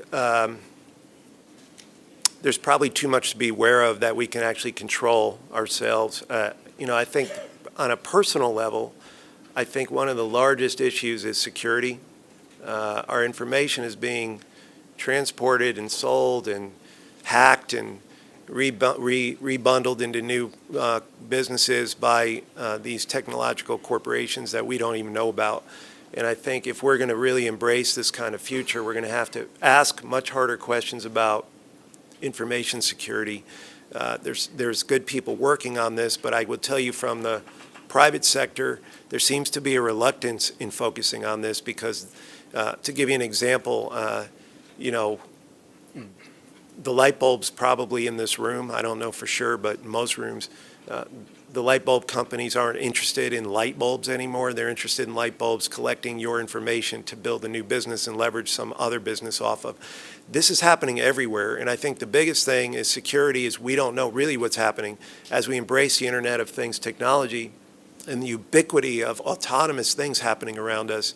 This is just the first wave, by the way, that you should know about. Eventually, there'll be none of these annoying touch screens and notification push kind of technologies. Eventually, it's all going to be telling you what to do, meaning you won't need a screen. It's all going to be somewhere in a cloud, and it's going to be telling you, essentially, it's going to be thinking before you. Artificial intelligence will be telling you that you have a doctor's appointment on Thursday because your blood pressure and your wearable said that your blood pressure wasn't correct. It's going to be automated, and so these are the kinds of things I worry about, is too much information going to the wrong place. Start right here. Having 4 people work into this concept, number one, And number two, how does co-housing work in this concept? Did everybody hear the question? No. You might repeat it. I couldn't actually hear it, so Have the core co-housing, maybe it would be good, do you want to define what you mean by co-housing for folks? That's the lecture. I was hoping you already had that. So, tell me if I'm not getting to your question correctly, but, so the idea anyway, in this first round of images that I've shown, it focuses on single-family detached issues and driving the market for millennials, but I think in the future there's going to be all sorts of configurations for the housing solutions here. Some of the more interesting ones are aging in place, that this technology is really going to lend itself to aging in place. There's going to be all sorts of shared housing configurations that are come out of this. Am I getting at the answer for you a little bit? A little. What about, these didn't look like poor people homes. Yeah. How do we accommodate Low poor? income, increasing inequality. Yeah, so all right, well, first off, I would take offense by saying, what does a poor person's home look like, first of all? I mean, so, when you think about the smaller footprint, and you think about the technology that may be in these places, you think about having a car you actually don't have to buy, but you can transport yourself with a shared economy. I think there's incredible economic advantages that would increase the amount of people that can obtain this sort of living condition. So the economics on this kind of thing are still quite new. They need to be worked out. Maybe we can work with SMU on this. But that's not our job. Our job is to work on the kind of physical transformation issues and using the technology from our funding providers. So these are great questions. The question of affordability is a really big one. It's global, though. I mean, it's not just in the U.S. But you could just look at what's happened around the Dallas Metro. And I would argue, as the Secretary has argued, look at the triangle and ask yourself how the triangle compares in affordability to other parts of the world, if not the United States. I can tell you where I live in Kendall Square in Massachusetts, it's not all that affordable anywhere. And if there were a good job, I'd be moving to Texas in a second because I could have pretty much a double quality of lifestyle here. So, I would look here for examples of that to bring to other places.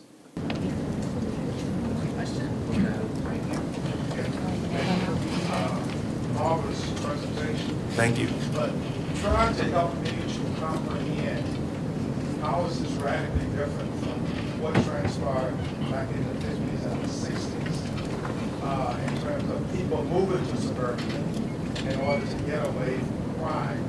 And then the other factor is how did you equate the whole issue of law enforcement in reference to all these automated elements that are prevalent, dropping off packages, going into my house, and doing a whole lot of other things. How does that weigh into the whole factor, given the acrimony that exists now in terms of majority, the economic majority, the economic non-majority, the economic rebellions that occurred back during the 60s? Can you relate to that at all in terms of your analysis? Sure. So, first of all, these are excellent questions, and I appreciate you bringing those topics into the room. I'm not a social scientist, number one, and I think some of these questions are definitely not my expertise, but they're real issues. I will say this, that I know from my expertise in urban planning, what we're talking about is not the same kind of wholesale urban renewal and destruction of neighborhoods that happened during that period of time. This is not an urban renewal project at all. What we're trying to do is prepare for 2060 with autonomous technology, which is already on the road. If you go to Ann Arbor, Michigan, there are cars driving themselves around. This is real stuff. So I think what we're looking at more specifically is what we would now call exurbia, which is right out in a concentric city. It's on the outside edge of suburbia. when you have autonomous technology, people will be driving much longer distances to their jobs, which means we need to be preparing not suburbia, retrofitting the current suburbia. What we need to be doing, and not doing urban renewal in the inner city, not tearing up neighborhoods and putting in other things, and gentrifying it, by the way. We need to not do that. We need to be thinking about the next wave of development that will most likely be horizontal and less dense, but will be for the next two generations of folks that are going to be driving very easily 2 hours in each direction because they can work in their vehicles and not be stressed out. Exurbia is going to explode. And if the mayor was still, I would say, you need to be thinking about outside the suburban peripheries. When this technology hits, you're going to have people driving all around this triangle. The triangle is going to solidify into a single unit. It's going to happen. Doesn't need rail, rail would help to go to the center, but it doesn't need a consistent transportation system from the top-down federal government side. If there's autonomous vehicles, people will move around this triangle and it will fill in and solidify and be much larger in Texas. The trains will just help bring people to the cores or wherever they go now. By making them better, will relieve some of the pressure of congestion. So I just want to make it clear, we're not talking about urban renewal and gentrification like we were last time. Amazon getting into your house is a personal decision. Personally, I wouldn't do it. But the drone ports we're imagining are on the roofs. They're safe. They're locked up. Get it when you get home. There's no one walking in the house. Their packages are safely delivered. I hope that answers your question. Thank you so much. I know the group will have more questions for Alan, and we're going to move on, but I do want to tell you that during our panel discussion, we are going to have some time for questions of all of the panelists, including Alan, so more to say on that front. We're going to have 4 short presentations, and I'm going to introduce them all now in the interest of time, and we'll go quickly through 4 very different topics. First, we will hear from Ali Modares, who is a professor of urban studies at the University of Washington, Tacoma, and was longtime editor-in-chief of a leading journal, Cities. He's going to talk to us about urban regeneration, immigrants, and the future of the suburbs. Next, we're going to hear from Alicia Karimska, a researcher at the Center for Opportunity Urbanism and deputy editor of the website New Geography. The title of Alicia's talk is Millennials, Going Home, Going Local. Third, we will hear from Dr. Luis Torres of Texas A&M's Real Estate Center, who also was formerly at the Central Bank of Mexico and at the El Paso branch of the Federal Reserve Bank of Dallas. And then lastly, you will hear from me, and I will talk about cities, suburbs, and the new DFW. And again, we'll then take a brief break, and we will be back with a panel moderated by Joel, and people will have a chance to ask questions about all these various topics. So on that note, Ali.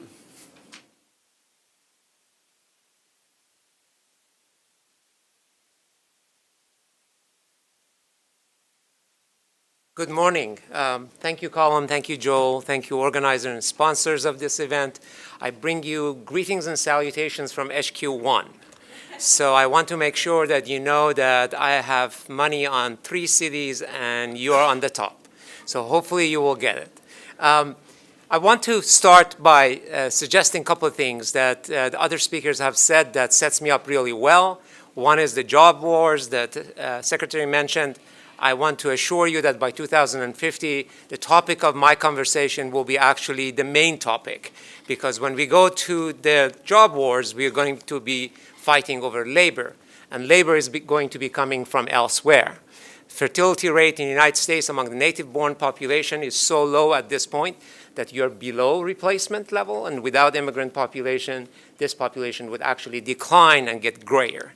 So that's one factor. The second one that I want to mention is the growth of the metro areas primarily is going to rely on immigration, and that is an issue that hopefully I will highlight for you why. And the final element of it, which I will identify for you, Secretary mentioned the role of entrepreneurs, and percentage-wise, foreign-born are more likely to be entrepreneurs, and so you hopefully will take note of that, and that's where I'm going to end in my conversation. I have 7 minutes, so let me tell you what I can tell you in 7 minutes. 19th century and 20th century, when we thought of immigrants and their contribution to what is going on in the United States, we saw them revitalizing and actually improving neighborhoods. We began to see how they invested in areas where the native-born population would not invest in. And that image of immigrants has captured the imagination of Americans in the way that still it does. In writing about Jackson Heights, New York, north of Queens, it's the contemporary role of immigrants in revitalizing a neighborhood that otherwise wouldn't have been. New York wouldn't have been New York without immigration. But what is interesting in the new era is the discovery of the importance of immigrants to places in the United States that never was interested, apparently, or immigrants fly over that or drive by it because they never thought Americans were interested in it, so why would they be? So what I want you to think about immigrants is their ability to find where the economic centers are and finding cities that actually attract them and want them. Dallas-Fort Worth was one of them. And I will not bring up a sore topic, but I want you to think about the fact that majority of the writing and interest in Dallas-Fort Worth at one point was the work this region did to attract workers and tech workers for a company that used to be here. So Texas Instrument has been written about a lot, and the role that Dallas-Fort Worth played in recruiting South Asian tech workers and the support that they provided for IIT graduates is exemplary. As we begin to think about the Midwestern cities and smaller cities, is the phenomenon that began in early 2000. By 2010, it was clear to majority of these Midwestern cities that without immigrants, they were shrinking and basically losing their economic opportunities. And they began to talk about why. As I'm just showing you little clips, I'm not going to read about it. Read the text in there, but I want to remind you that majority of immigrants are in the working age, majority of them are in their productive years, and despite what you hear, a higher percentage and higher share of them are actually in the market working in various jobs, and I'll give you examples of that. But what is important is that they're not only in service sector. Philadelphia and a number of other cities have rejuvenated because they have been able to get meds and eds and tech workers amongst them. And if you think that Amazon could succeed without the tech workers from around the globe, you would not be right. In fact, one of the bids I have on one of the cities is actually North America, but not here. Amazon, if they are looking for tech workers, they would be better off perhaps looking to a place where it readily attracts tech workers or immigrants. So I'll leave that one alone, leave it to mystery during the Q&A. Now, here is what's interesting about immigrants.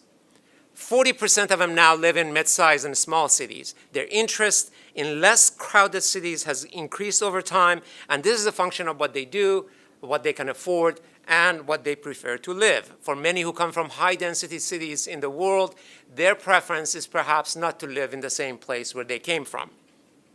One way they activate and revitalize metro regions is by actively wanting home ownership.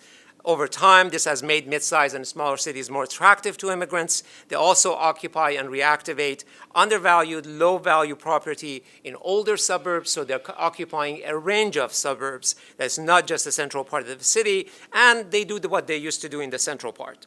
By reducing vacancy rate, actually we have documented how much they increase the value of housing and property. We have seen this in a significant ways in cities throughout this nation, but up to now, it was most noticeably around the edges of this country. And if you look at the distribution of the foreign-born population in the United States, you will get a sense that perhaps the middle part isn't there. But here is the interesting part for you. Sioux Falls, the cities that you wouldn't typically think about ethnic entrepreneurs and immigrant entrepreneurs to show up in, now they're showing up in those places. They are benefiting significantly from the investment that is coming from this population, not investment in capital only, but human capital, the expertise that they bring with them. But these patterns are changing. Mid-sized and small cities are witnessing the arrival of immigrant service workers as well as professional and entrepreneurs. In most regions, you can find immigrants in a diversity of neighborhoods. To say that suburbs are becoming destination place for immigrants is truly an understatement. This is the population that is increasing the metro areas, and they are choosing places that their forefathers or their forebears did not. This is evident in every major metro area, including DFW, and I'm just going to give you a sample of two places that you know really well. Frisco City. Frisco City, by the year 2015, among the 23,000 foreign-born that it had 48.9% Asian and 26.2% Latino. Reverse for McKinney, witnessed similar level of growth among the foreign-born population. This time, 26.9% are Asian and 49.6% Latinos. So there isn't one kind of suburb, one kind of diversity, one kind of destination. Immigrants in their plurality are choosing different places to go. Now, here's a little data for the foreign-born population who came to the 4 county areas. And I want you to sort of think about this migrant population who has come to you to grow the region. 22.6% were Latinos, 55.6% were minorities, 26.3% were foreign-born. 62% of this population arrived in the U.S. since 2010.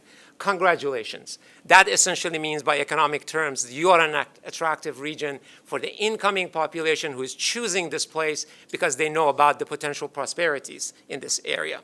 Less than 25% of the newcomers have commuters longer than 30 minutes, which means also is quite acceptable in terms of range of movement. The kind of jobs they're doing is office jobs, management, and sales. And I want you to keep track of that because one of the last things I will show you is the job profile of the foreign-born population in the United States.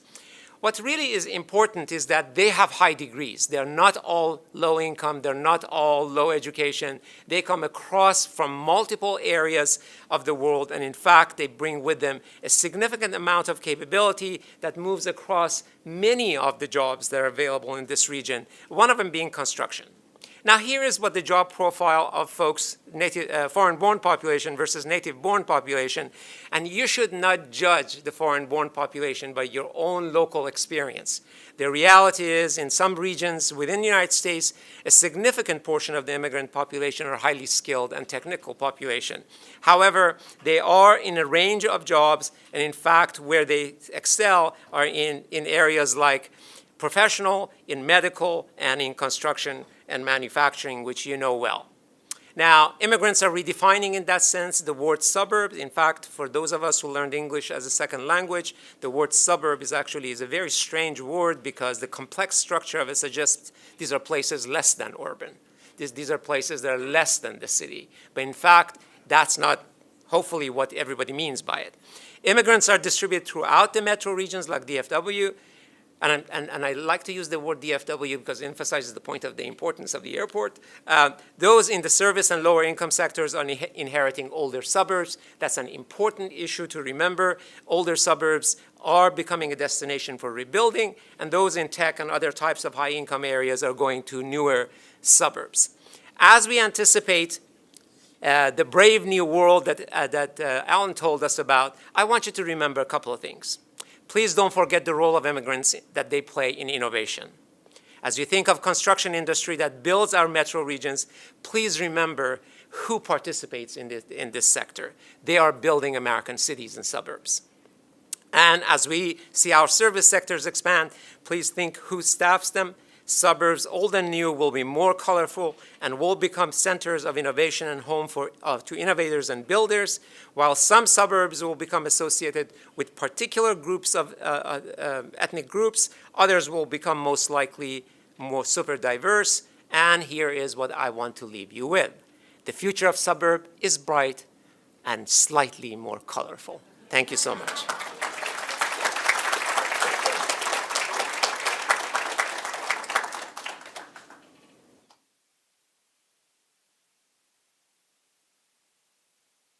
Right. Hello, everyone. I'm happy to be here in Texas for the first time, especially here in Dallas. And I have to agree with the others. Texans are some of the friendliest people I've ever met. So I'm here today to talk to you about millennials. Millennials are quite the popular group to diagnose. You may have heard some of the common criticisms. For example, we are entitled, narcissistic, non-committal, also the me generation. And these are just to name a few. I'm a millennial myself, and I'm here to tell you that we are actually none of those things. And we are great, wonderful people. But joking aside, we also have a great share of praises. we've also been called empowered, diverse, altruistic, and even wholesome. Most likely all of you know or are related or are a millennial themselves that don't fit these sweeping generalizations. This is the danger of trying to describe a group as large as the millennials. However, what we can do is try to extract meaningful information from national trends.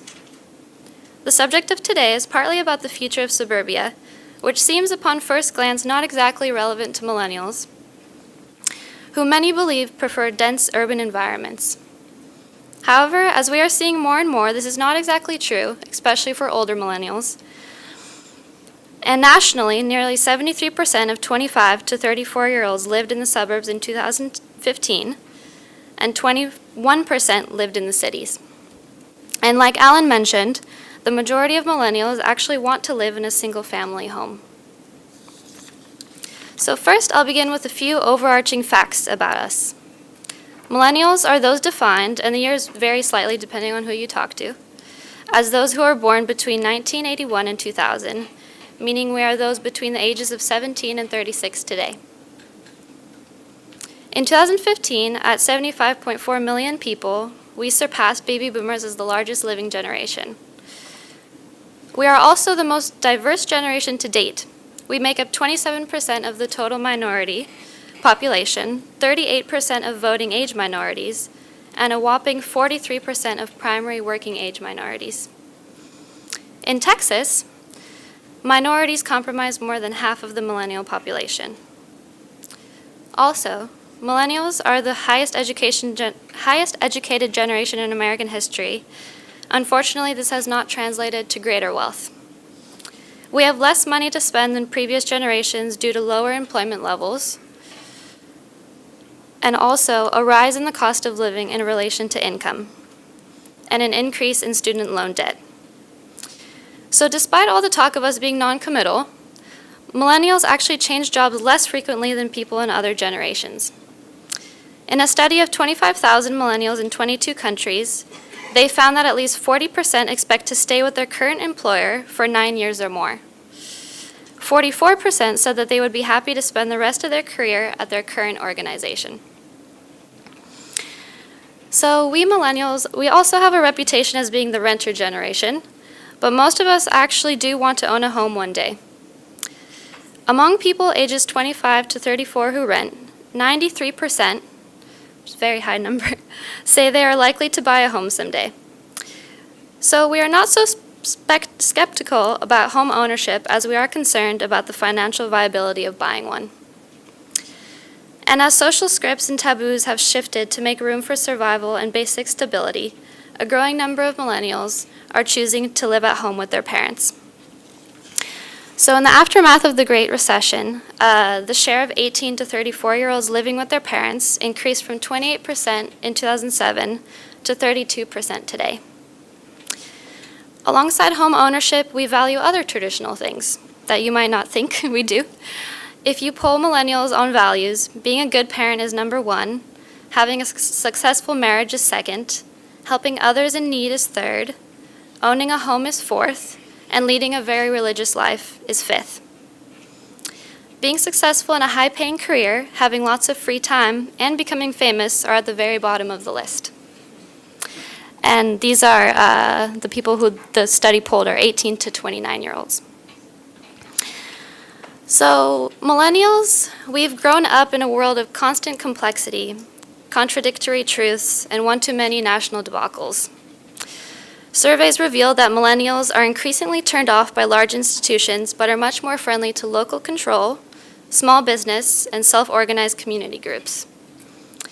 Millennials prefer to curate experiences rather than accumulate a lot of material possessions. We also like knowing the source of our purchases. So you may have heard the website Etsy. It's a maker direct website. So the growth of handmade and vintage craft items allow us to engage in more personal exchanges. However, at the same time, millennials live in an ever-increasing, digitally connected world, and loneliness has unfortunately gone viral. 86% of millennials reported feeling lonely and depressed in 2011. We have a friendship problem despite having hundreds of the same title on Facebook. There's a craving for community and meaningful face-to-face interaction. So while millennials value parenthood and marriage as much as older generations, only 21% of us are currently married compared to 50% of their parents' generation at the same life stage. As the older tier of millennials have come into adulthood and they've begun getting married and having kids, this has influenced and propelled their moving decisions. Cities traditionally thought of as millennial hotspots, for example, New York, DC, Chicago, San Francisco, they're now too expensive for many young adults due to rent outpacing pay. According to research by Apartment List, millennials are moving to places like Charlotte, Virginia Beach, Tulsa, and Denver. Here in Texas, Houston, Austin, and San Antonio are number 2, 3, and 7 on the list, respectively. And 7 out of the top 10 large metro areas for millennial population growth were located away from the coasts due to job opportunity and a lower cost of living. Surveys also consistently show that local career opportunities are one of the most important factors to millennials. Affordable metros on the interior have higher homeownership rates, while cities like San Francisco, New York, and Los Angeles have rates that are around 10% lower than the national average. Millennials want to move into single-family homes, especially those that are older and have begun to get married and have children. They also want space to be outside in a safe area with good schools for their children, just like many other generations. Millennials are also moving to neighborhoods with walking trails and other community features like fitness centers, local shops, and man-made lakes, for example. They look for a great work, play, live environment, which may include mixed-use apartments, community centers, green spaces, and walkability. Suburban developers use the term urban burbs to describe neighborhoods that include suburban and urban elements. Those who live in these communities have access to places where they can walk, a variety of home styles, and transit-friendly areas. Cities like Miami, Portland, and San Antonio are adopting these characteristics to attract and keep millennials. Here in Dallas, the suburbs are attracting millennials who are looking to be a part of vibrant, multicultural metro that also has affordable homes. And lastly, the largest cohort of millennials are turning 30 in 2020, so we can expect even more demand for these types of neighborhoods to increase in the future. Thank you.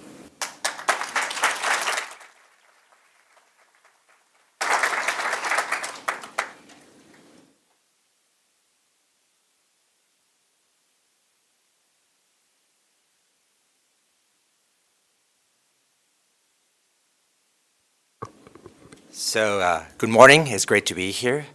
Like we say in College Station, howdy. So today I'm going to talk about the Texas trends in housing. Basically, the trends I'm going to show you have been prevalent in not only the state, but the 4 major MSAs. And like Major Cisneros mentioned, the Texas Triangle.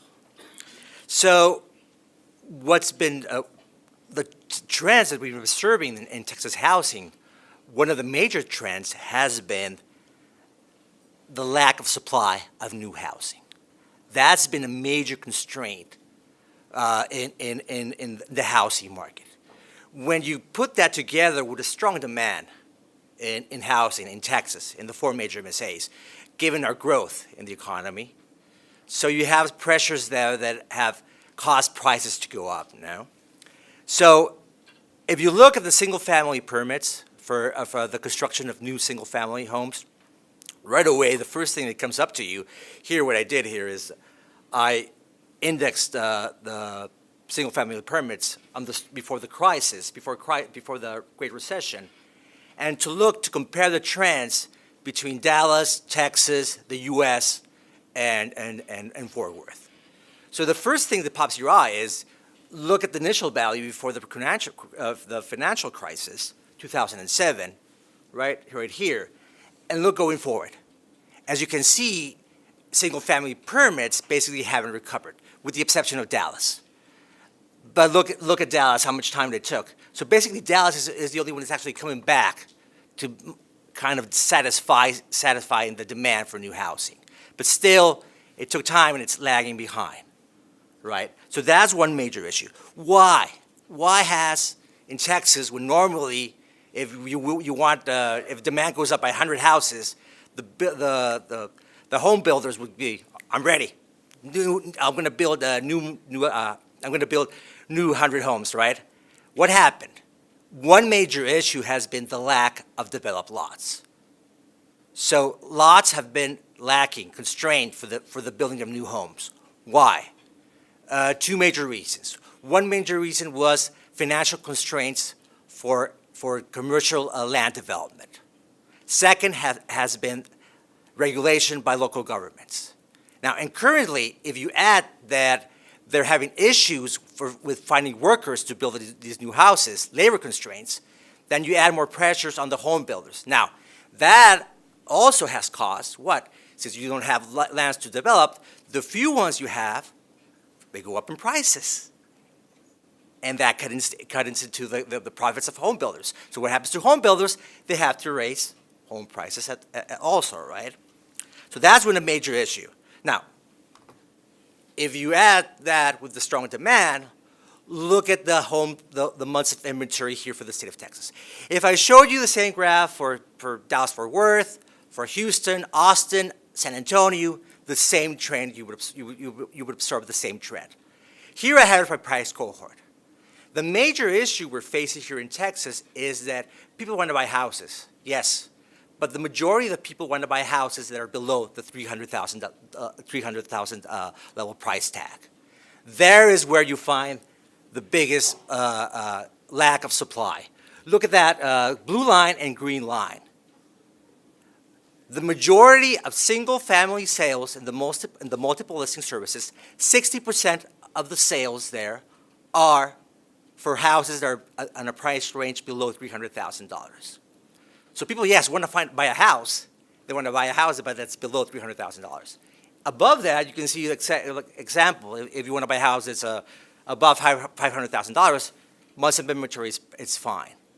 But once you go below that, it's really difficult to find a house. Now, let me show you the map for Dallas-Fort Worth. Here we have the months of inventory. So the red color is 1 month of inventory for housing below $300,000. Look at it. So this is impressive. This shows you the lack of inventory for Dallas-Fort Worth for housing with a price tag below $300,000. People want to buy these homes, but they can't find homes because there's no inventory. Look at that. That shows you the strength of the Dallas housing market currently. So you go from so basically there's no green colors right there. That'll be 6 months of inventory. That's the normal balance in the market, in the housing market. Now, what happened to housing sales?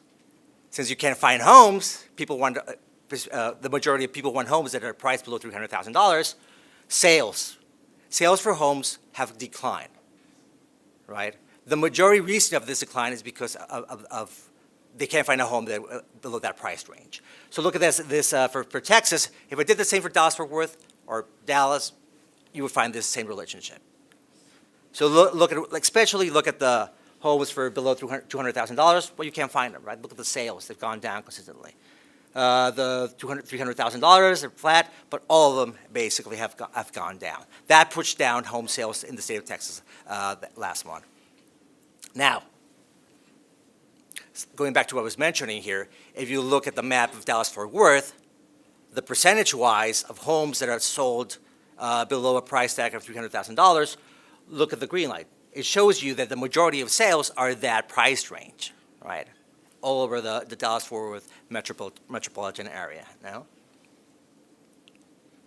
Now, simple economics 101. Remember your class in economics?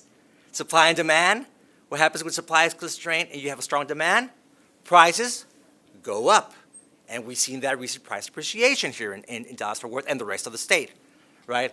The case of Dallas Plano Irving, it has recorded the highest price increase compared to the United States and the U.S. and Texas, even Fort Worth. So if you look at this, in the first quarter of 2007, the increase in prices approximately have risen by 60% in the Dallas Plano urban in 10 years. So that's a big increase in prices here in Texas, right? So what's happening? We were known to be one of our comparative advantage was housing affordability, prices, right? Move to Texas, you could buy a big house. You move from Boston, you move from California, you sell your $500,000 house or $400,000 house, you come here and you're going to buy a humongous house, right? Or maybe you were living in LA in a small condo, $200,000, $300,000 condo, you move here, you can buy your nice big house, right? But that's now not that easy, right? We're losing that comparative advantage here in Texas. So, and if you add, what normally happened here in Texas is that income would rise at a faster rate than home prices. That's not happening anymore. Home prices are rising at a higher rate than income levels in the state of Texas and all the 4 major MSAs. So that's a trend we're observing here. So here we have the Housing Affordability Index that we produce at the Real Estate Center. So basically, the way you interpret the graph, the decline in housing affordability, you want a higher number. So let's say now, currently, let's look at Dallas Plano Urban. What are you seeing there? Currently, that little red line that's below almost 1.50 tells you that 50% of the family household income is more than the income required to purchase a medium price home here in Dallas. So look at the trend, it's going down. And one of the cities, one of the major MSAs or metros here that lost that affordability issue is Dallas. So going forward, we have to think about what's going to happen with housing here in Texas. It's awesome, we're growing employment, jobs. Dallas-Fort Worth is a beacon of growth, but there are new issues that are starting to come up with that new growth, right? Well, and that's it. Thank you very much.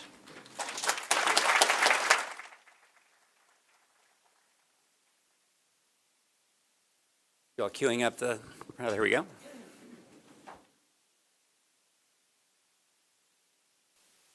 Okay, I'm going to say a few words about demographic change and its consequences in what is now America's third most diverse metropolitan area. You opening it for me? Okay. Well, actually, until the 1970s, when I was growing up here, Dallas-Fort Worth was actually a relatively non-diverse metro area by the standards of big U.S. cities. But we all know that in subsequent decades, the DFW area has become a giant magnet for immigration. Just in the 10 years to 2015, there was a net movement of more than 300,000 people from foreign countries to the state of Texas. And by far the largest destinations were the DFW and Houston areas. And in fact, at the county level, Dallas, Tarrant, and Collin County were the second, fifth, and sixth biggest destinations. Oh, here we go, sorry. And what the result of all this, DFW is now the third most ethnically diverse metro area in the United States, according to a measure called the Herfindahl Index, just behind New York City and Houston. Now, one might say, anyone who lives here might say, well, maybe it's diverse, but we're actually quite ethnically segregated. And while it's true that all U.S. metro areas are segregated to a remarkable and depressing degree, the fact remains that DFW is actually roughly the 15th most integrated of the top 50 metro areas, remarkably enough. Houston has become very good at celebrating its very high diversity score. And here's a modest proposal. We should too. So who's coming to DFW? Well, first of all, in terms of place of origin, the biggest places of origin are Latin America and Asia in almost equal proportions. And that's a giant change from the previous decade and before, when DFW immigration leaned much more towards Latin America. The group that is coming is very young, a little younger than the average arrival in the United States, and much younger than the U.S. population. A historically large percentage have limited English language proficiency. But here's a really remarkable thing. The people who have come in recent years have a higher education level on average than we've ever seen before in American history. Now, how is the group doing who arrived in the last decade, the cohorts who have been here for a little while? Well, actually, in terms of median income, they're doing pretty well. These groups remain 18% below the U.S. median income level, but when you adjust for the fact that they're much younger relative to a comparable native-born cohort, they're actually pretty much indistinguishable. So it's a success. In terms of the poverty rate, the poverty rate for these cohorts is right now below 17%, so it's just a little higher than the total U.S. poverty rate. And closing. Where are these immigrants to the DFW area settling? Well, 62% of the foreign-born population in DFW now lives not in Dallas and Fort Worth, i.e. they live in suburbs. And that compares to a slightly larger percentage of the total population. So essentially the foreign-born population is everywhere. Where exactly are they settling? Well, my colleague Carolyn Bertel, who's out here today, wrote a paper several years ago that really looked at the tendency for there to be a high degree of congregation of people from particular countries in particular areas in the MSA. And in fact, even as I show here, and even it gets more granular than that. For example, she documented the tendency of people from the Indian state of Kerala to settle in Mesquite, for example. Why are all of these people going to the suburbs? Well, we've heard it again and again today. A large and growing home price gap is a pretty powerful explanation. I did a very non-scientific survey on Zillow and found basically that if you look at very comparable homes in Preston Hollow, they are roughly 2.6 times more expensive now than comparable homes in Frisco and McKinney, and the gap is growing. Places to watch, where my little arrows up there, what they show are Ellis County to the south of Dallas County, Hunt County to the northeast, and above all, Grayson and Cook County, which are 2 counties up from Dallas and Tarrant County. They're not counted by the U.S. Census Bureau in the metropolitan area yet, but they will be soon. And I highlight them, first of all, for their explosive population growth, and just as important, for their explosive growth in diversity. This chart shows the percentage of the population who are foreign-born in the 4 big counties of Dallas, Tarrant, Collin, and Denton, and in these 4 high-growth, slightly further out, you could say, are areas of newer settlement. And what does it show? It shows that the foreign-born population is growing as a percentage of the population in every one of these counties. But the rate of increase has been slowing in Dallas and Tarrant County, already at pretty high levels, but it's accelerating upwards, especially in Hunt and, above all, Grayson and Cook counties. This chart shows the ethnic composition of the 4 biggest counties, and what it shows is, without any exception, the Hispanic, African American, and Asian population percentages in every one of these counties is steadily going up. And in fact, in absolute terms, these ratios, the percentage that are Asian, the percentage that are Hispanic, and so forth, are in general higher than the U.S. averages in almost every instance that's on the chart. How about millennials? We just heard a terrific presentation from Alicia. Local area surveys show the same thing that Alicia said. The desire to own a home for millennials in the DFW area is indistinguishable from that quoted by older generations. Perhaps no surprise, but there we are. Now, what does the data show? Well, what we find are that Dallas and Tarrant counties, there's of course a lot of buzz about tech-savvy urban hipsters wanting to live in the central area, but what the data shows is that Dallas and Tarrant County are aging just as much, in fact, a little bit more than the U.S. population as a whole. Actually, Collin and Denton County are aging as well, but which counties actually see they're growing younger? Actually, the percentage of the population who are millennial is going up are actually Grayson, Cook, Ellis, and Hunt counties. So I want to talk about 3 potential consequences. This is getting a little speculative, but we've been doing that today. Alan certainly did. Let's speculate a little bit about the future. 3 potential consequences of the tremendous increase in diversity in our city, in our metro area. First set of consequences are political. First of all, we clearly see very new and distinctive leadership patterns. So consider these 2 mayors. The gentleman on the left is Harry LaRoseliere, an immigrant from Haiti to New York as a small child, only came to Texas as an adult, now the mayor of Plano.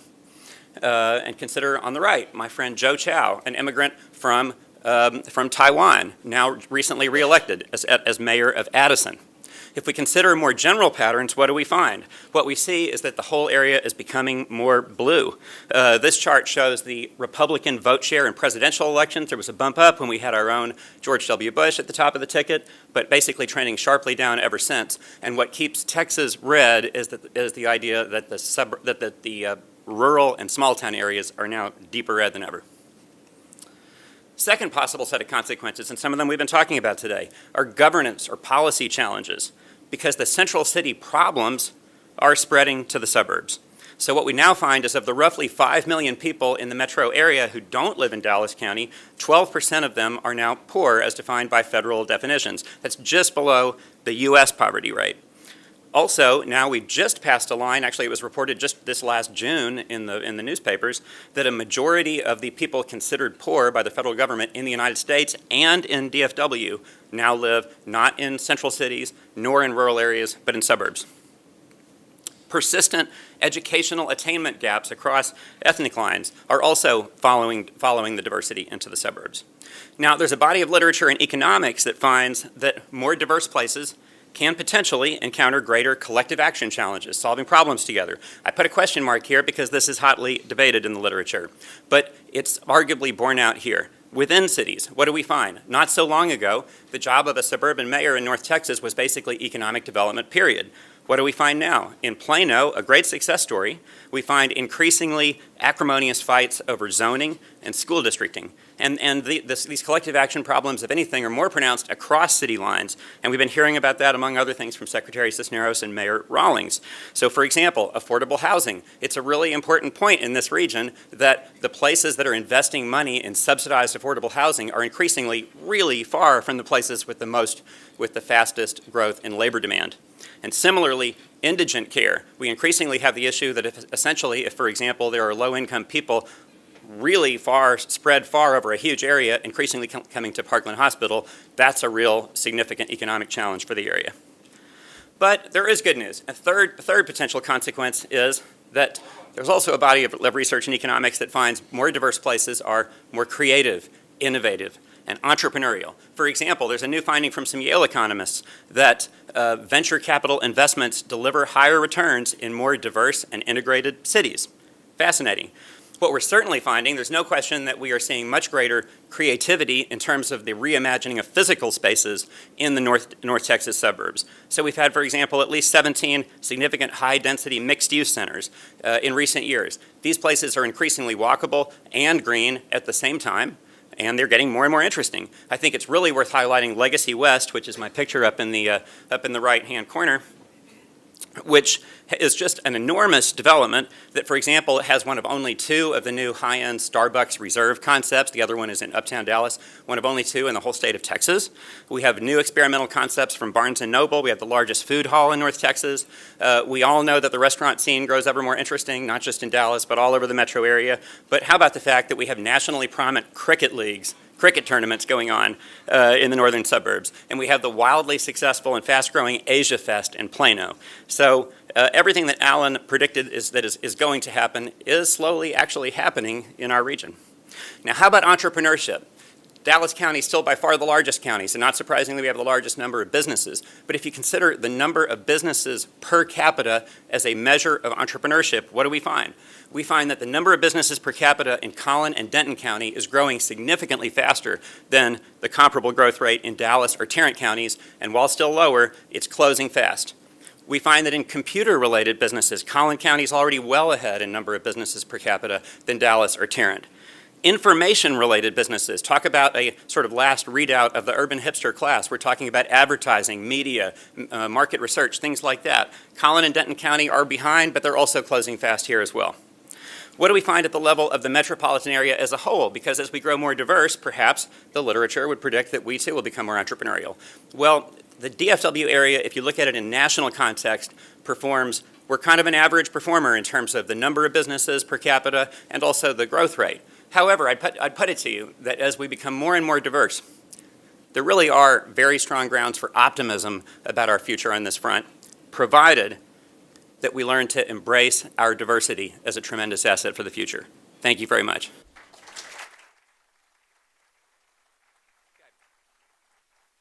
Our plan now is essentially to get our panel going, and I sort of scheduled a 5-minute break. I'd say, look, if anyone wants to take a quick break, do it now, but I really want to urge you, stick around. We're going to have a terrific conversation moderated by Joel. Please bring your questions. We'd love to have you stick around for a little while more. Thank you. Go ahead. So what strikes me as particularly interesting in terms of the sort of overall thread of some of these presentations is how contrary it is to where the federal government, led by a particular individual, is going. So the anti-globalization rhetoric, the anti-immigrant rhetoric, and also the sort of great divide that we really do see between cities and the rural areas of America. And so I don't know that this is a question, except maybe people want to respond to this in terms of how we kind of deal with the reality of what's going on the ground and the irreality of a larger national discourse. I'm probably gonna start annoying people, which is my job. The first thing is I agree in terms of some of the positions taken by the government, but I have to say, studying these issues during the Obama years, he had an equally diluted worldview. His whole worldview is everybody's going to move to the cities. Everything should be, the kind of planning that, frankly, we would have seen had the Democrats controlled the Congress, might have been very, very difficult for suburban areas. And I can tell you from my experience living in California, which Teddy Roosevelt supposedly said the problem was it was too small to be a country and too big to be an insane asylum.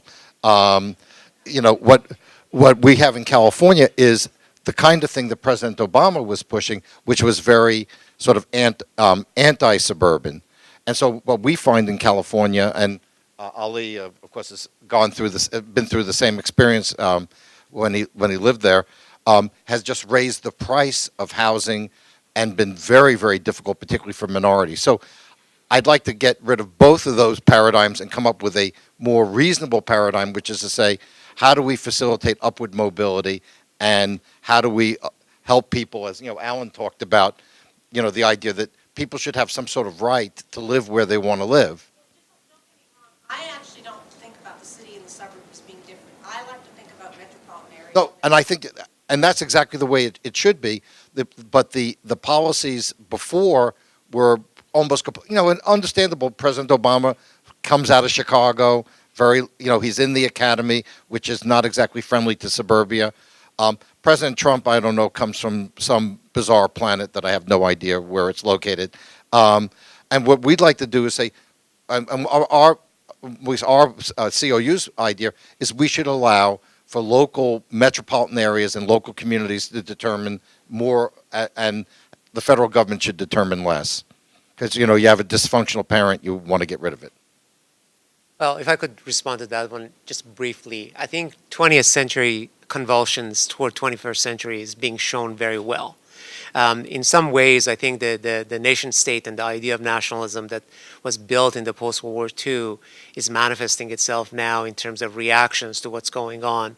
Perhaps the most difficult thing for the new world to understand is the mobility of labor, not mobility of capital, because that has happened for a long time.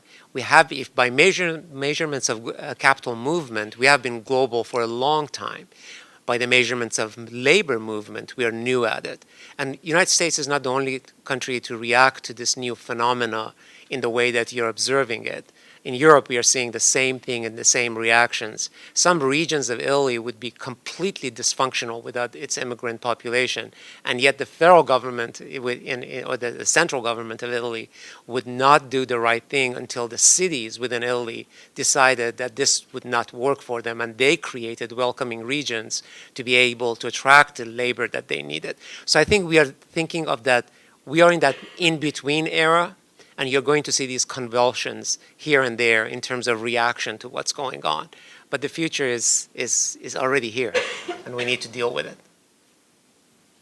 I have a question for Alan Berger, if I could. Yes. He's got the microphone. It's a good time. There we go. Just from personal observation, city council and zoning, there have been attempts at a lot of the cities around here to try and redesign the suburban layout concept for more open green space and stuff, and there's been a huge amount of resistance. So how are you going to overcome that? Well, resistance from the residents. Yeah. Basically from the existing, from the silent generation and the older baby boomers. They don't want to see a change. Sure. Well, I think, again, there's a little less NIMBYism in the millennial generation. I think there's a much more of a sustainable kind of desire to have communal, clustered, the idea of the common landscape is going to come back. I mean, I understand homeowners association sort of rules and protecting investments and living with the same kind of economic threshold folks around yourself. And, my parents live in a subdivision in South Florida. We're gated up, walled up, 2 trees per yard.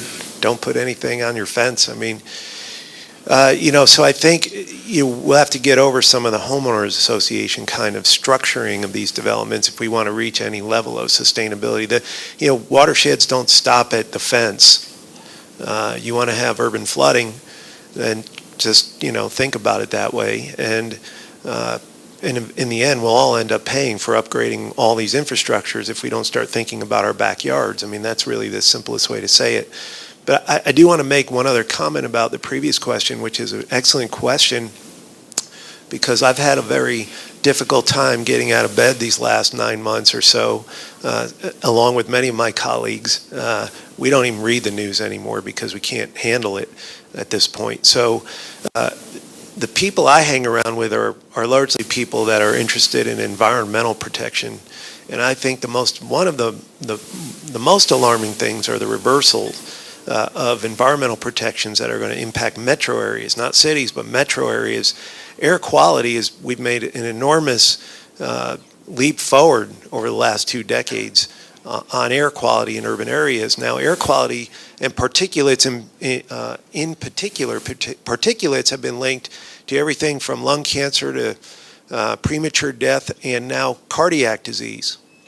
By reversing some of the things we've done with renewable energy, and yesterday we were in Houston in ground zero fossil fuel country, so I'm talking about this here. I have a little bit of distance from those folks, but I do believe that the EPA is the one that I am most focused on, trying to figure out what's happening there.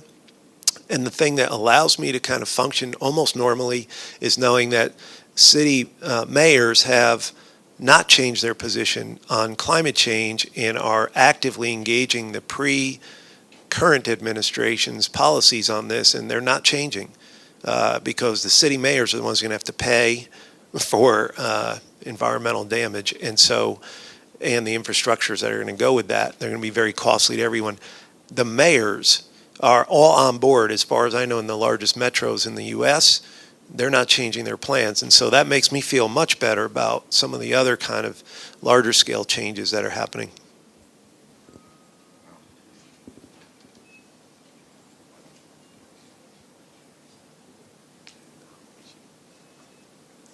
Thanks. I'm Barbara Minsker, Chair of the Civil and Environmental Engineering Department and pretty new to the Dallas region.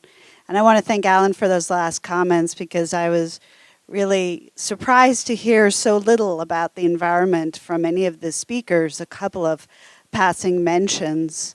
The Texas Trees Foundation recently released a report on urban heat island in the area that has some really scary statistics about where things are going and how in the summer, on average, the metropolitan area is 15 degrees hotter than, well, not the peaks can be as high as 15 degrees more than the surrounding rural areas, and that is increasing. And then we can also ask the question of what would have happened if Hurricane Harvey had gone inland and headed up this way rather than up the coast. I'm not sure we're prepared for that.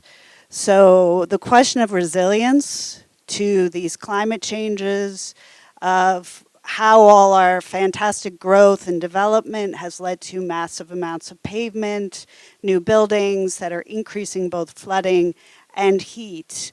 What is that future of these cities that will be able to be more resilient and allow both humans and nature to thrive, because we can't thrive ourselves by disconnecting from nature, and we did hear that from a few speakers.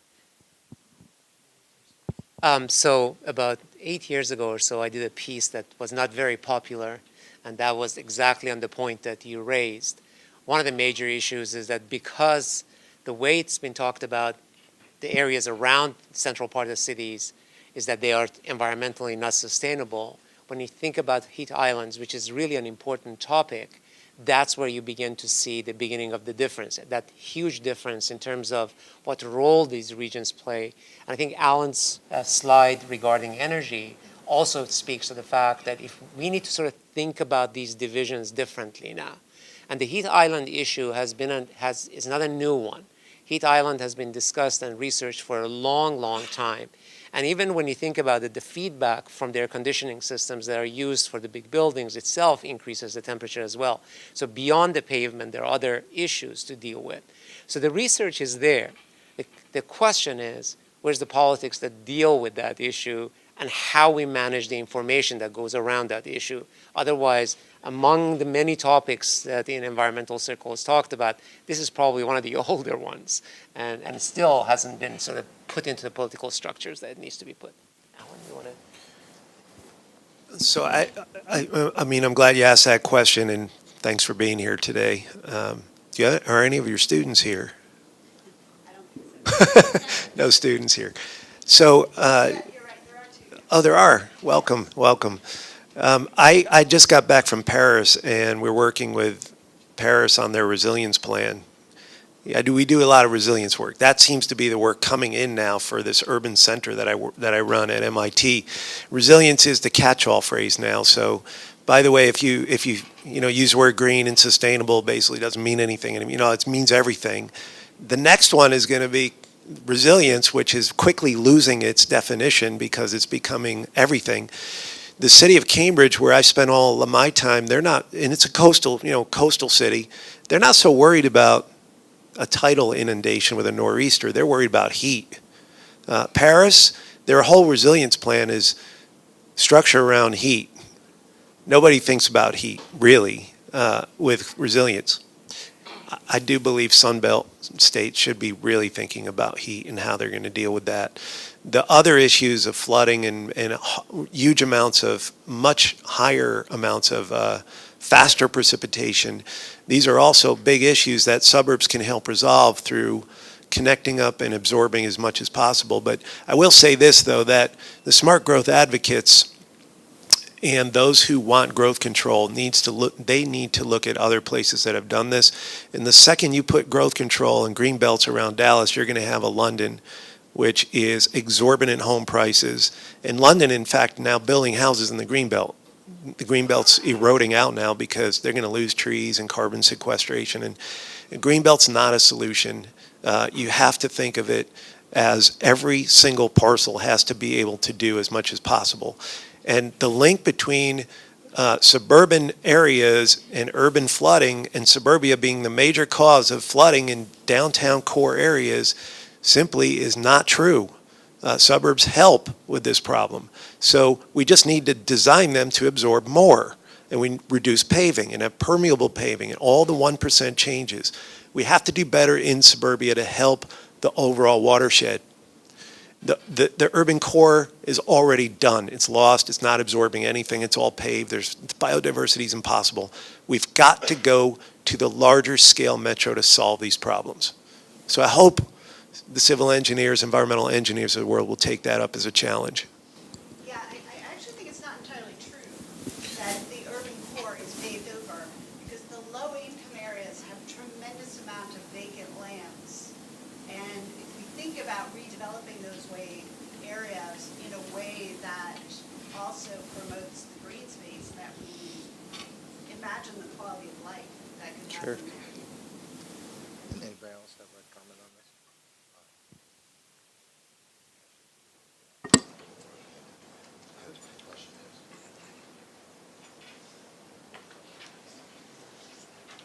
Hi, I'm Favaz. I'm a pre-law political science junior at UT Dallas.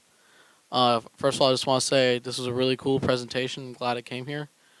But my first comment is for Professor Berger.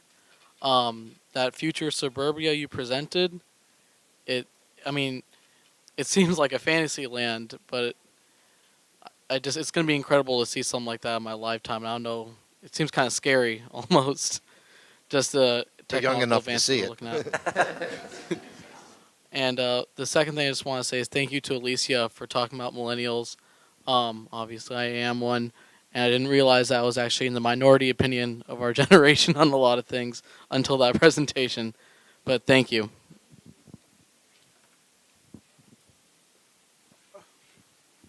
Bear with me.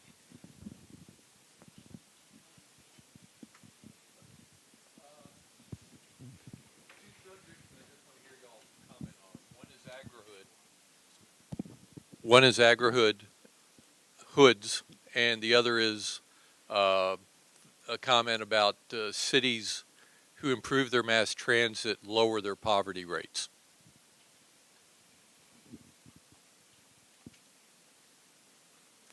What was the first question? None of us got it. Agri-hood. Agri-hoods, how that work? Yes. Urban farming, etc. I've never done a Yeah, no. Anybody?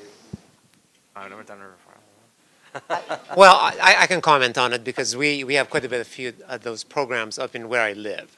I think the idea of using, for example, vacant lots in some of the legacy cities in order for that to occur has been very innovative, and a number of landscape architects have been involved in doing that kind of work.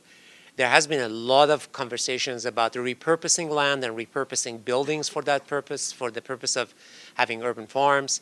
The whole idea of using tall buildings, sides of them perhaps for green infrastructure so they can produce not only food, but also for other kinds of innovative ways of reducing temperature.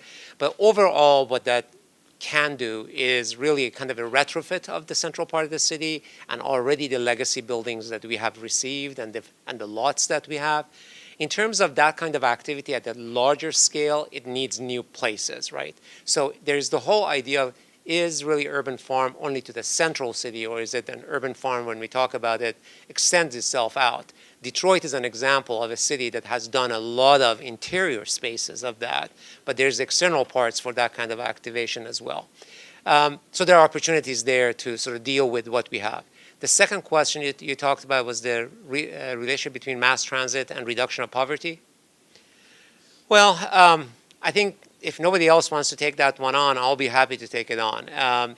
One of the major issues that if you study transit in most major American metro regions, the transit basically dependent population tend to be low income, immigrant, minority population, and largely female. This has been a trend for a significant amount of time in that regard. Having lived in LA also, I have to comment the degree to which there had to be a bus riders union and there had to be a strike and sort of a legal case against rail. So even within mass transit, there was a division by class because the money that was supposed to be increased for the bus ridership in order to support rail essentially was a reverse Robin Hood practice. And that had to be sort of worked through as well. I think when we think about mass transit at this point, we have to understand that it is a component of dependency, and mass transit itself, the politics of it is really difficult. Now there are new developments that cannot connect to the metro transit because some in-between spaces, they don't want transit to them. So in other words, they cut off other folks because if you don't have permission to go through a jurisdiction, therefore you can't serve the one after it. So there's a lot of dependency on the old 20th century infrastructure for mass transit. I think we are going to see significantly a different way and different reaction once we begin to think about mass transit not as a class system, but as a universal system. And that's a totally different phenomena which we have not practiced until now. So commenting on any form of transit investment for poverty reduction, it does work because we're talking about reducing the cost of movement for low-income population. But if you begin to think about mass transit as a total package for all classes, then the formula would be different and perhaps it would help everyone in some ways. And I'd like to say something just about the Dallas area on that. Just two statistics that maybe illustrate some larger trends that are going on. One, and a little while ago we had Teresa O'Donnell here, who is the Chief Resiliency Officer for the City of Dallas, and she explained the statistic to me. In terms of how mass transit is working, the population who live in the city of Dallas who are both poor, according to federal standards, and own no car, the average one-way commute time each way to go to work today is well over an hour, more than an hour one way every day. So we've invested a lot of money in mass transit, and it's serving the public who don't own cars really, really badly. Here's a second statistic, and that is just since 2000, we have had explosive, as we all know, explosive growth in the geographic extent of the greater DFW area, this huge sprawl, one might say, all over the place. And yet, here's a remarkable thing. Within the U.S. Census, they report average commute times. And the average commute time in our metropolitan area, while not fabulous, it's about at the U.S. average, actually hasn't increased since 2000, while it has increased in a number of, for example, the biggest coastal cities that we all think of. So somehow, no one would suggest it's working perfectly, but somehow, actually, this has more or less worked if people own a car. But I will say I'm incredibly excited to hear Alan talk about what the future might hold, because one last thing is that the percentage for lower income people, even if they do have a car, the percentage of their total budget that's going to mobility in all its forms is really high. So if there can be an industrial revolution in that area, you talk about something that has the power to massively transform human well-being, including in our city, that would sure be high on my list. If I can add to my unpopularity on this issue. One is we did an extensive study recently. Virtually all the light rail investments in Sunbelt cities have actually accompanied either stagnant or decreased transit ridership, partially because it's been at the expense of buses that poorer people use. So, I mean, the emphasis is really, in my opinion, much of the rail development is real estate speculation. You know, I put something on, I can build something denser. I mean, literally in Los Angeles, we've been told we have to have more density in order to help the light rail. Well, I thought we were supposed to start with what people wanted and how to make their lives better instead of real estate speculators and contractors. So now I think what Alan is talking about, I think is you know, very promising. What we're finding in Los Angeles is we spent $16 billion, and the number of people taking transit now is less than 1990. And if you talk to people in South LA or East LA, they'll tell you that the service has gotten worse. Now, with all our technology, it seems to me that we should be able to do some interesting things. So I've been working with the mayor of Anaheim, California, who's a very interesting guy, and we've been talking about instead of investing $300 million in some insane trolley, which, you know, I could walk faster than, what we're talking about is contracting with Uber or Lyft and giving vouchers to poor people to take Uber or Lyft to work directly, because the amount, as you know, Ali has suggested and Colin has suggested, the times that these people spend, the longest commutes in America are in King and Queens counties in New York, Brooklyn and Queens. Mass transit doesn't seem to be very, very efficient as a way of getting people from A to B in most cities. Now, in some legacy cities, it's where a lot of the employment is downtown. That still kind of works, and we write a lot about that. But in most places, we ought to take 21st century technology, not the Jetson version that, you know, Alan's talking about, but even on the steps towards the Jetsons. How do we use this new technology, you know, ride sharing? Okay, well, I won't credit you that. But the idea of using these new technologies that already exist to get people places. And by the way, there are a couple of municipalities in the Bay Area where they've actually stopped their bus service and contracted with Lyft and Uber. And I think that this is a really smart way, because people are going from A to B. The way our cities, Dallas, Los Angeles, Orange County, where I live, are laid out, traditional mass transit is not very effective. Not that mass transit itself is bad, but we ought to use technologies that make sense for the kind of cities we have.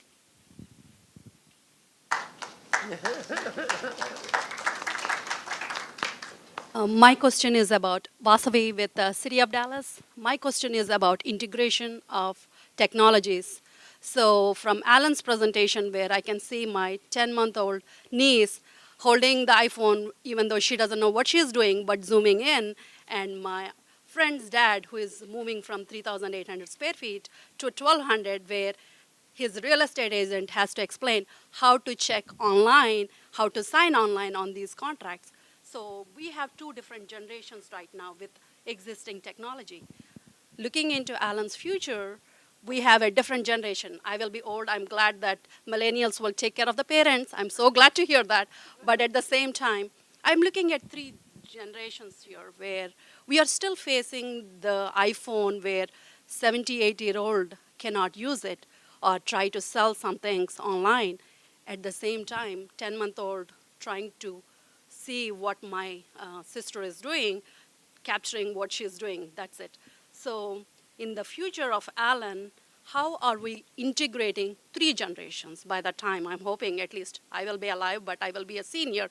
Right now, the seniors are the generation where we are sometimes negligent of in terms of transportation, housing, and other facilities. So. Alan, before you answer that, I had promised 11:30 to everyone. We'll take 5 more minutes and we'll call it a day. So, Alan? Okay, so I did not plant your question, but I am empathetic. I just spent a whole day with my mother-in-law converting her BlackBerry over to an iPhone 6. It was torture, let me tell you. But I'm glad she's there, and she's 80. She wanted to adopt it. She's going to be a little slow to figure out how to use it, but she'll get there. First of all, let me set the record straight. It's Mayor Rollins who talked about the Jetsons and the drones and the flying drones and this. I don't think we're ready to send people up in helicopters around the city. That seems a little frightening. It might be 2 years, but I can't see my parents operating something like this. So I'm probably not going to go there. I'm going to be a terrestrial for a while.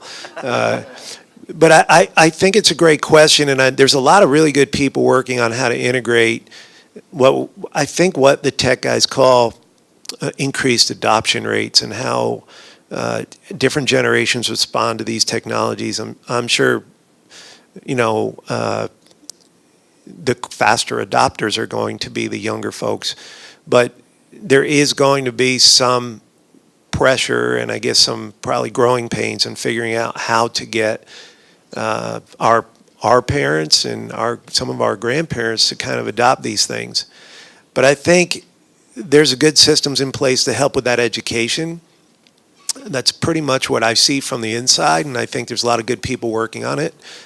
That said, I just spent a torturous day trying to do this, so I have the empathy. I know exactly what you're talking about, and I don't have all the answers for this. But thank you for your question. Well, I have an answer, which is whenever I have a problem with the phone, I give it to my 13-year-old, and she takes care of it. I think there was a question back there or something. So I'm curious how your tax strategy would work for your suburban utopia. I mean, Colin knows this. Our most valuable real estate is here in Uptown on a per acre basis. Unquestionably, Uptown and other urban cores subsidize the expense of suburbia. So how will you handle that from a tax strategy perspective? Yeah, so I think that maybe we should do a consulting project with honestly, because every place taxes differently, and I think that you have to there's no universal answer to this. The tax structure here is radically different than a lot of places that we look at, and so I think the question really isn't a question. I mean, I know you asked us this question, but we're not the tax experts here in your region, and there's probably folks in the room like the secretary that probably know a lot more about this, or Cullum or other folks. And I would say this, that your strategy for taxation here requires consistent perpetual growth until the end. And until the growth advocates realize that at some point you can't grow anymore. I mean, you cannot grow forever, despite what people believe about Jay Forrester's prediction about the limits to growth. globally we're going to run out of resources at some point. We never did. That was his prediction in the 70s.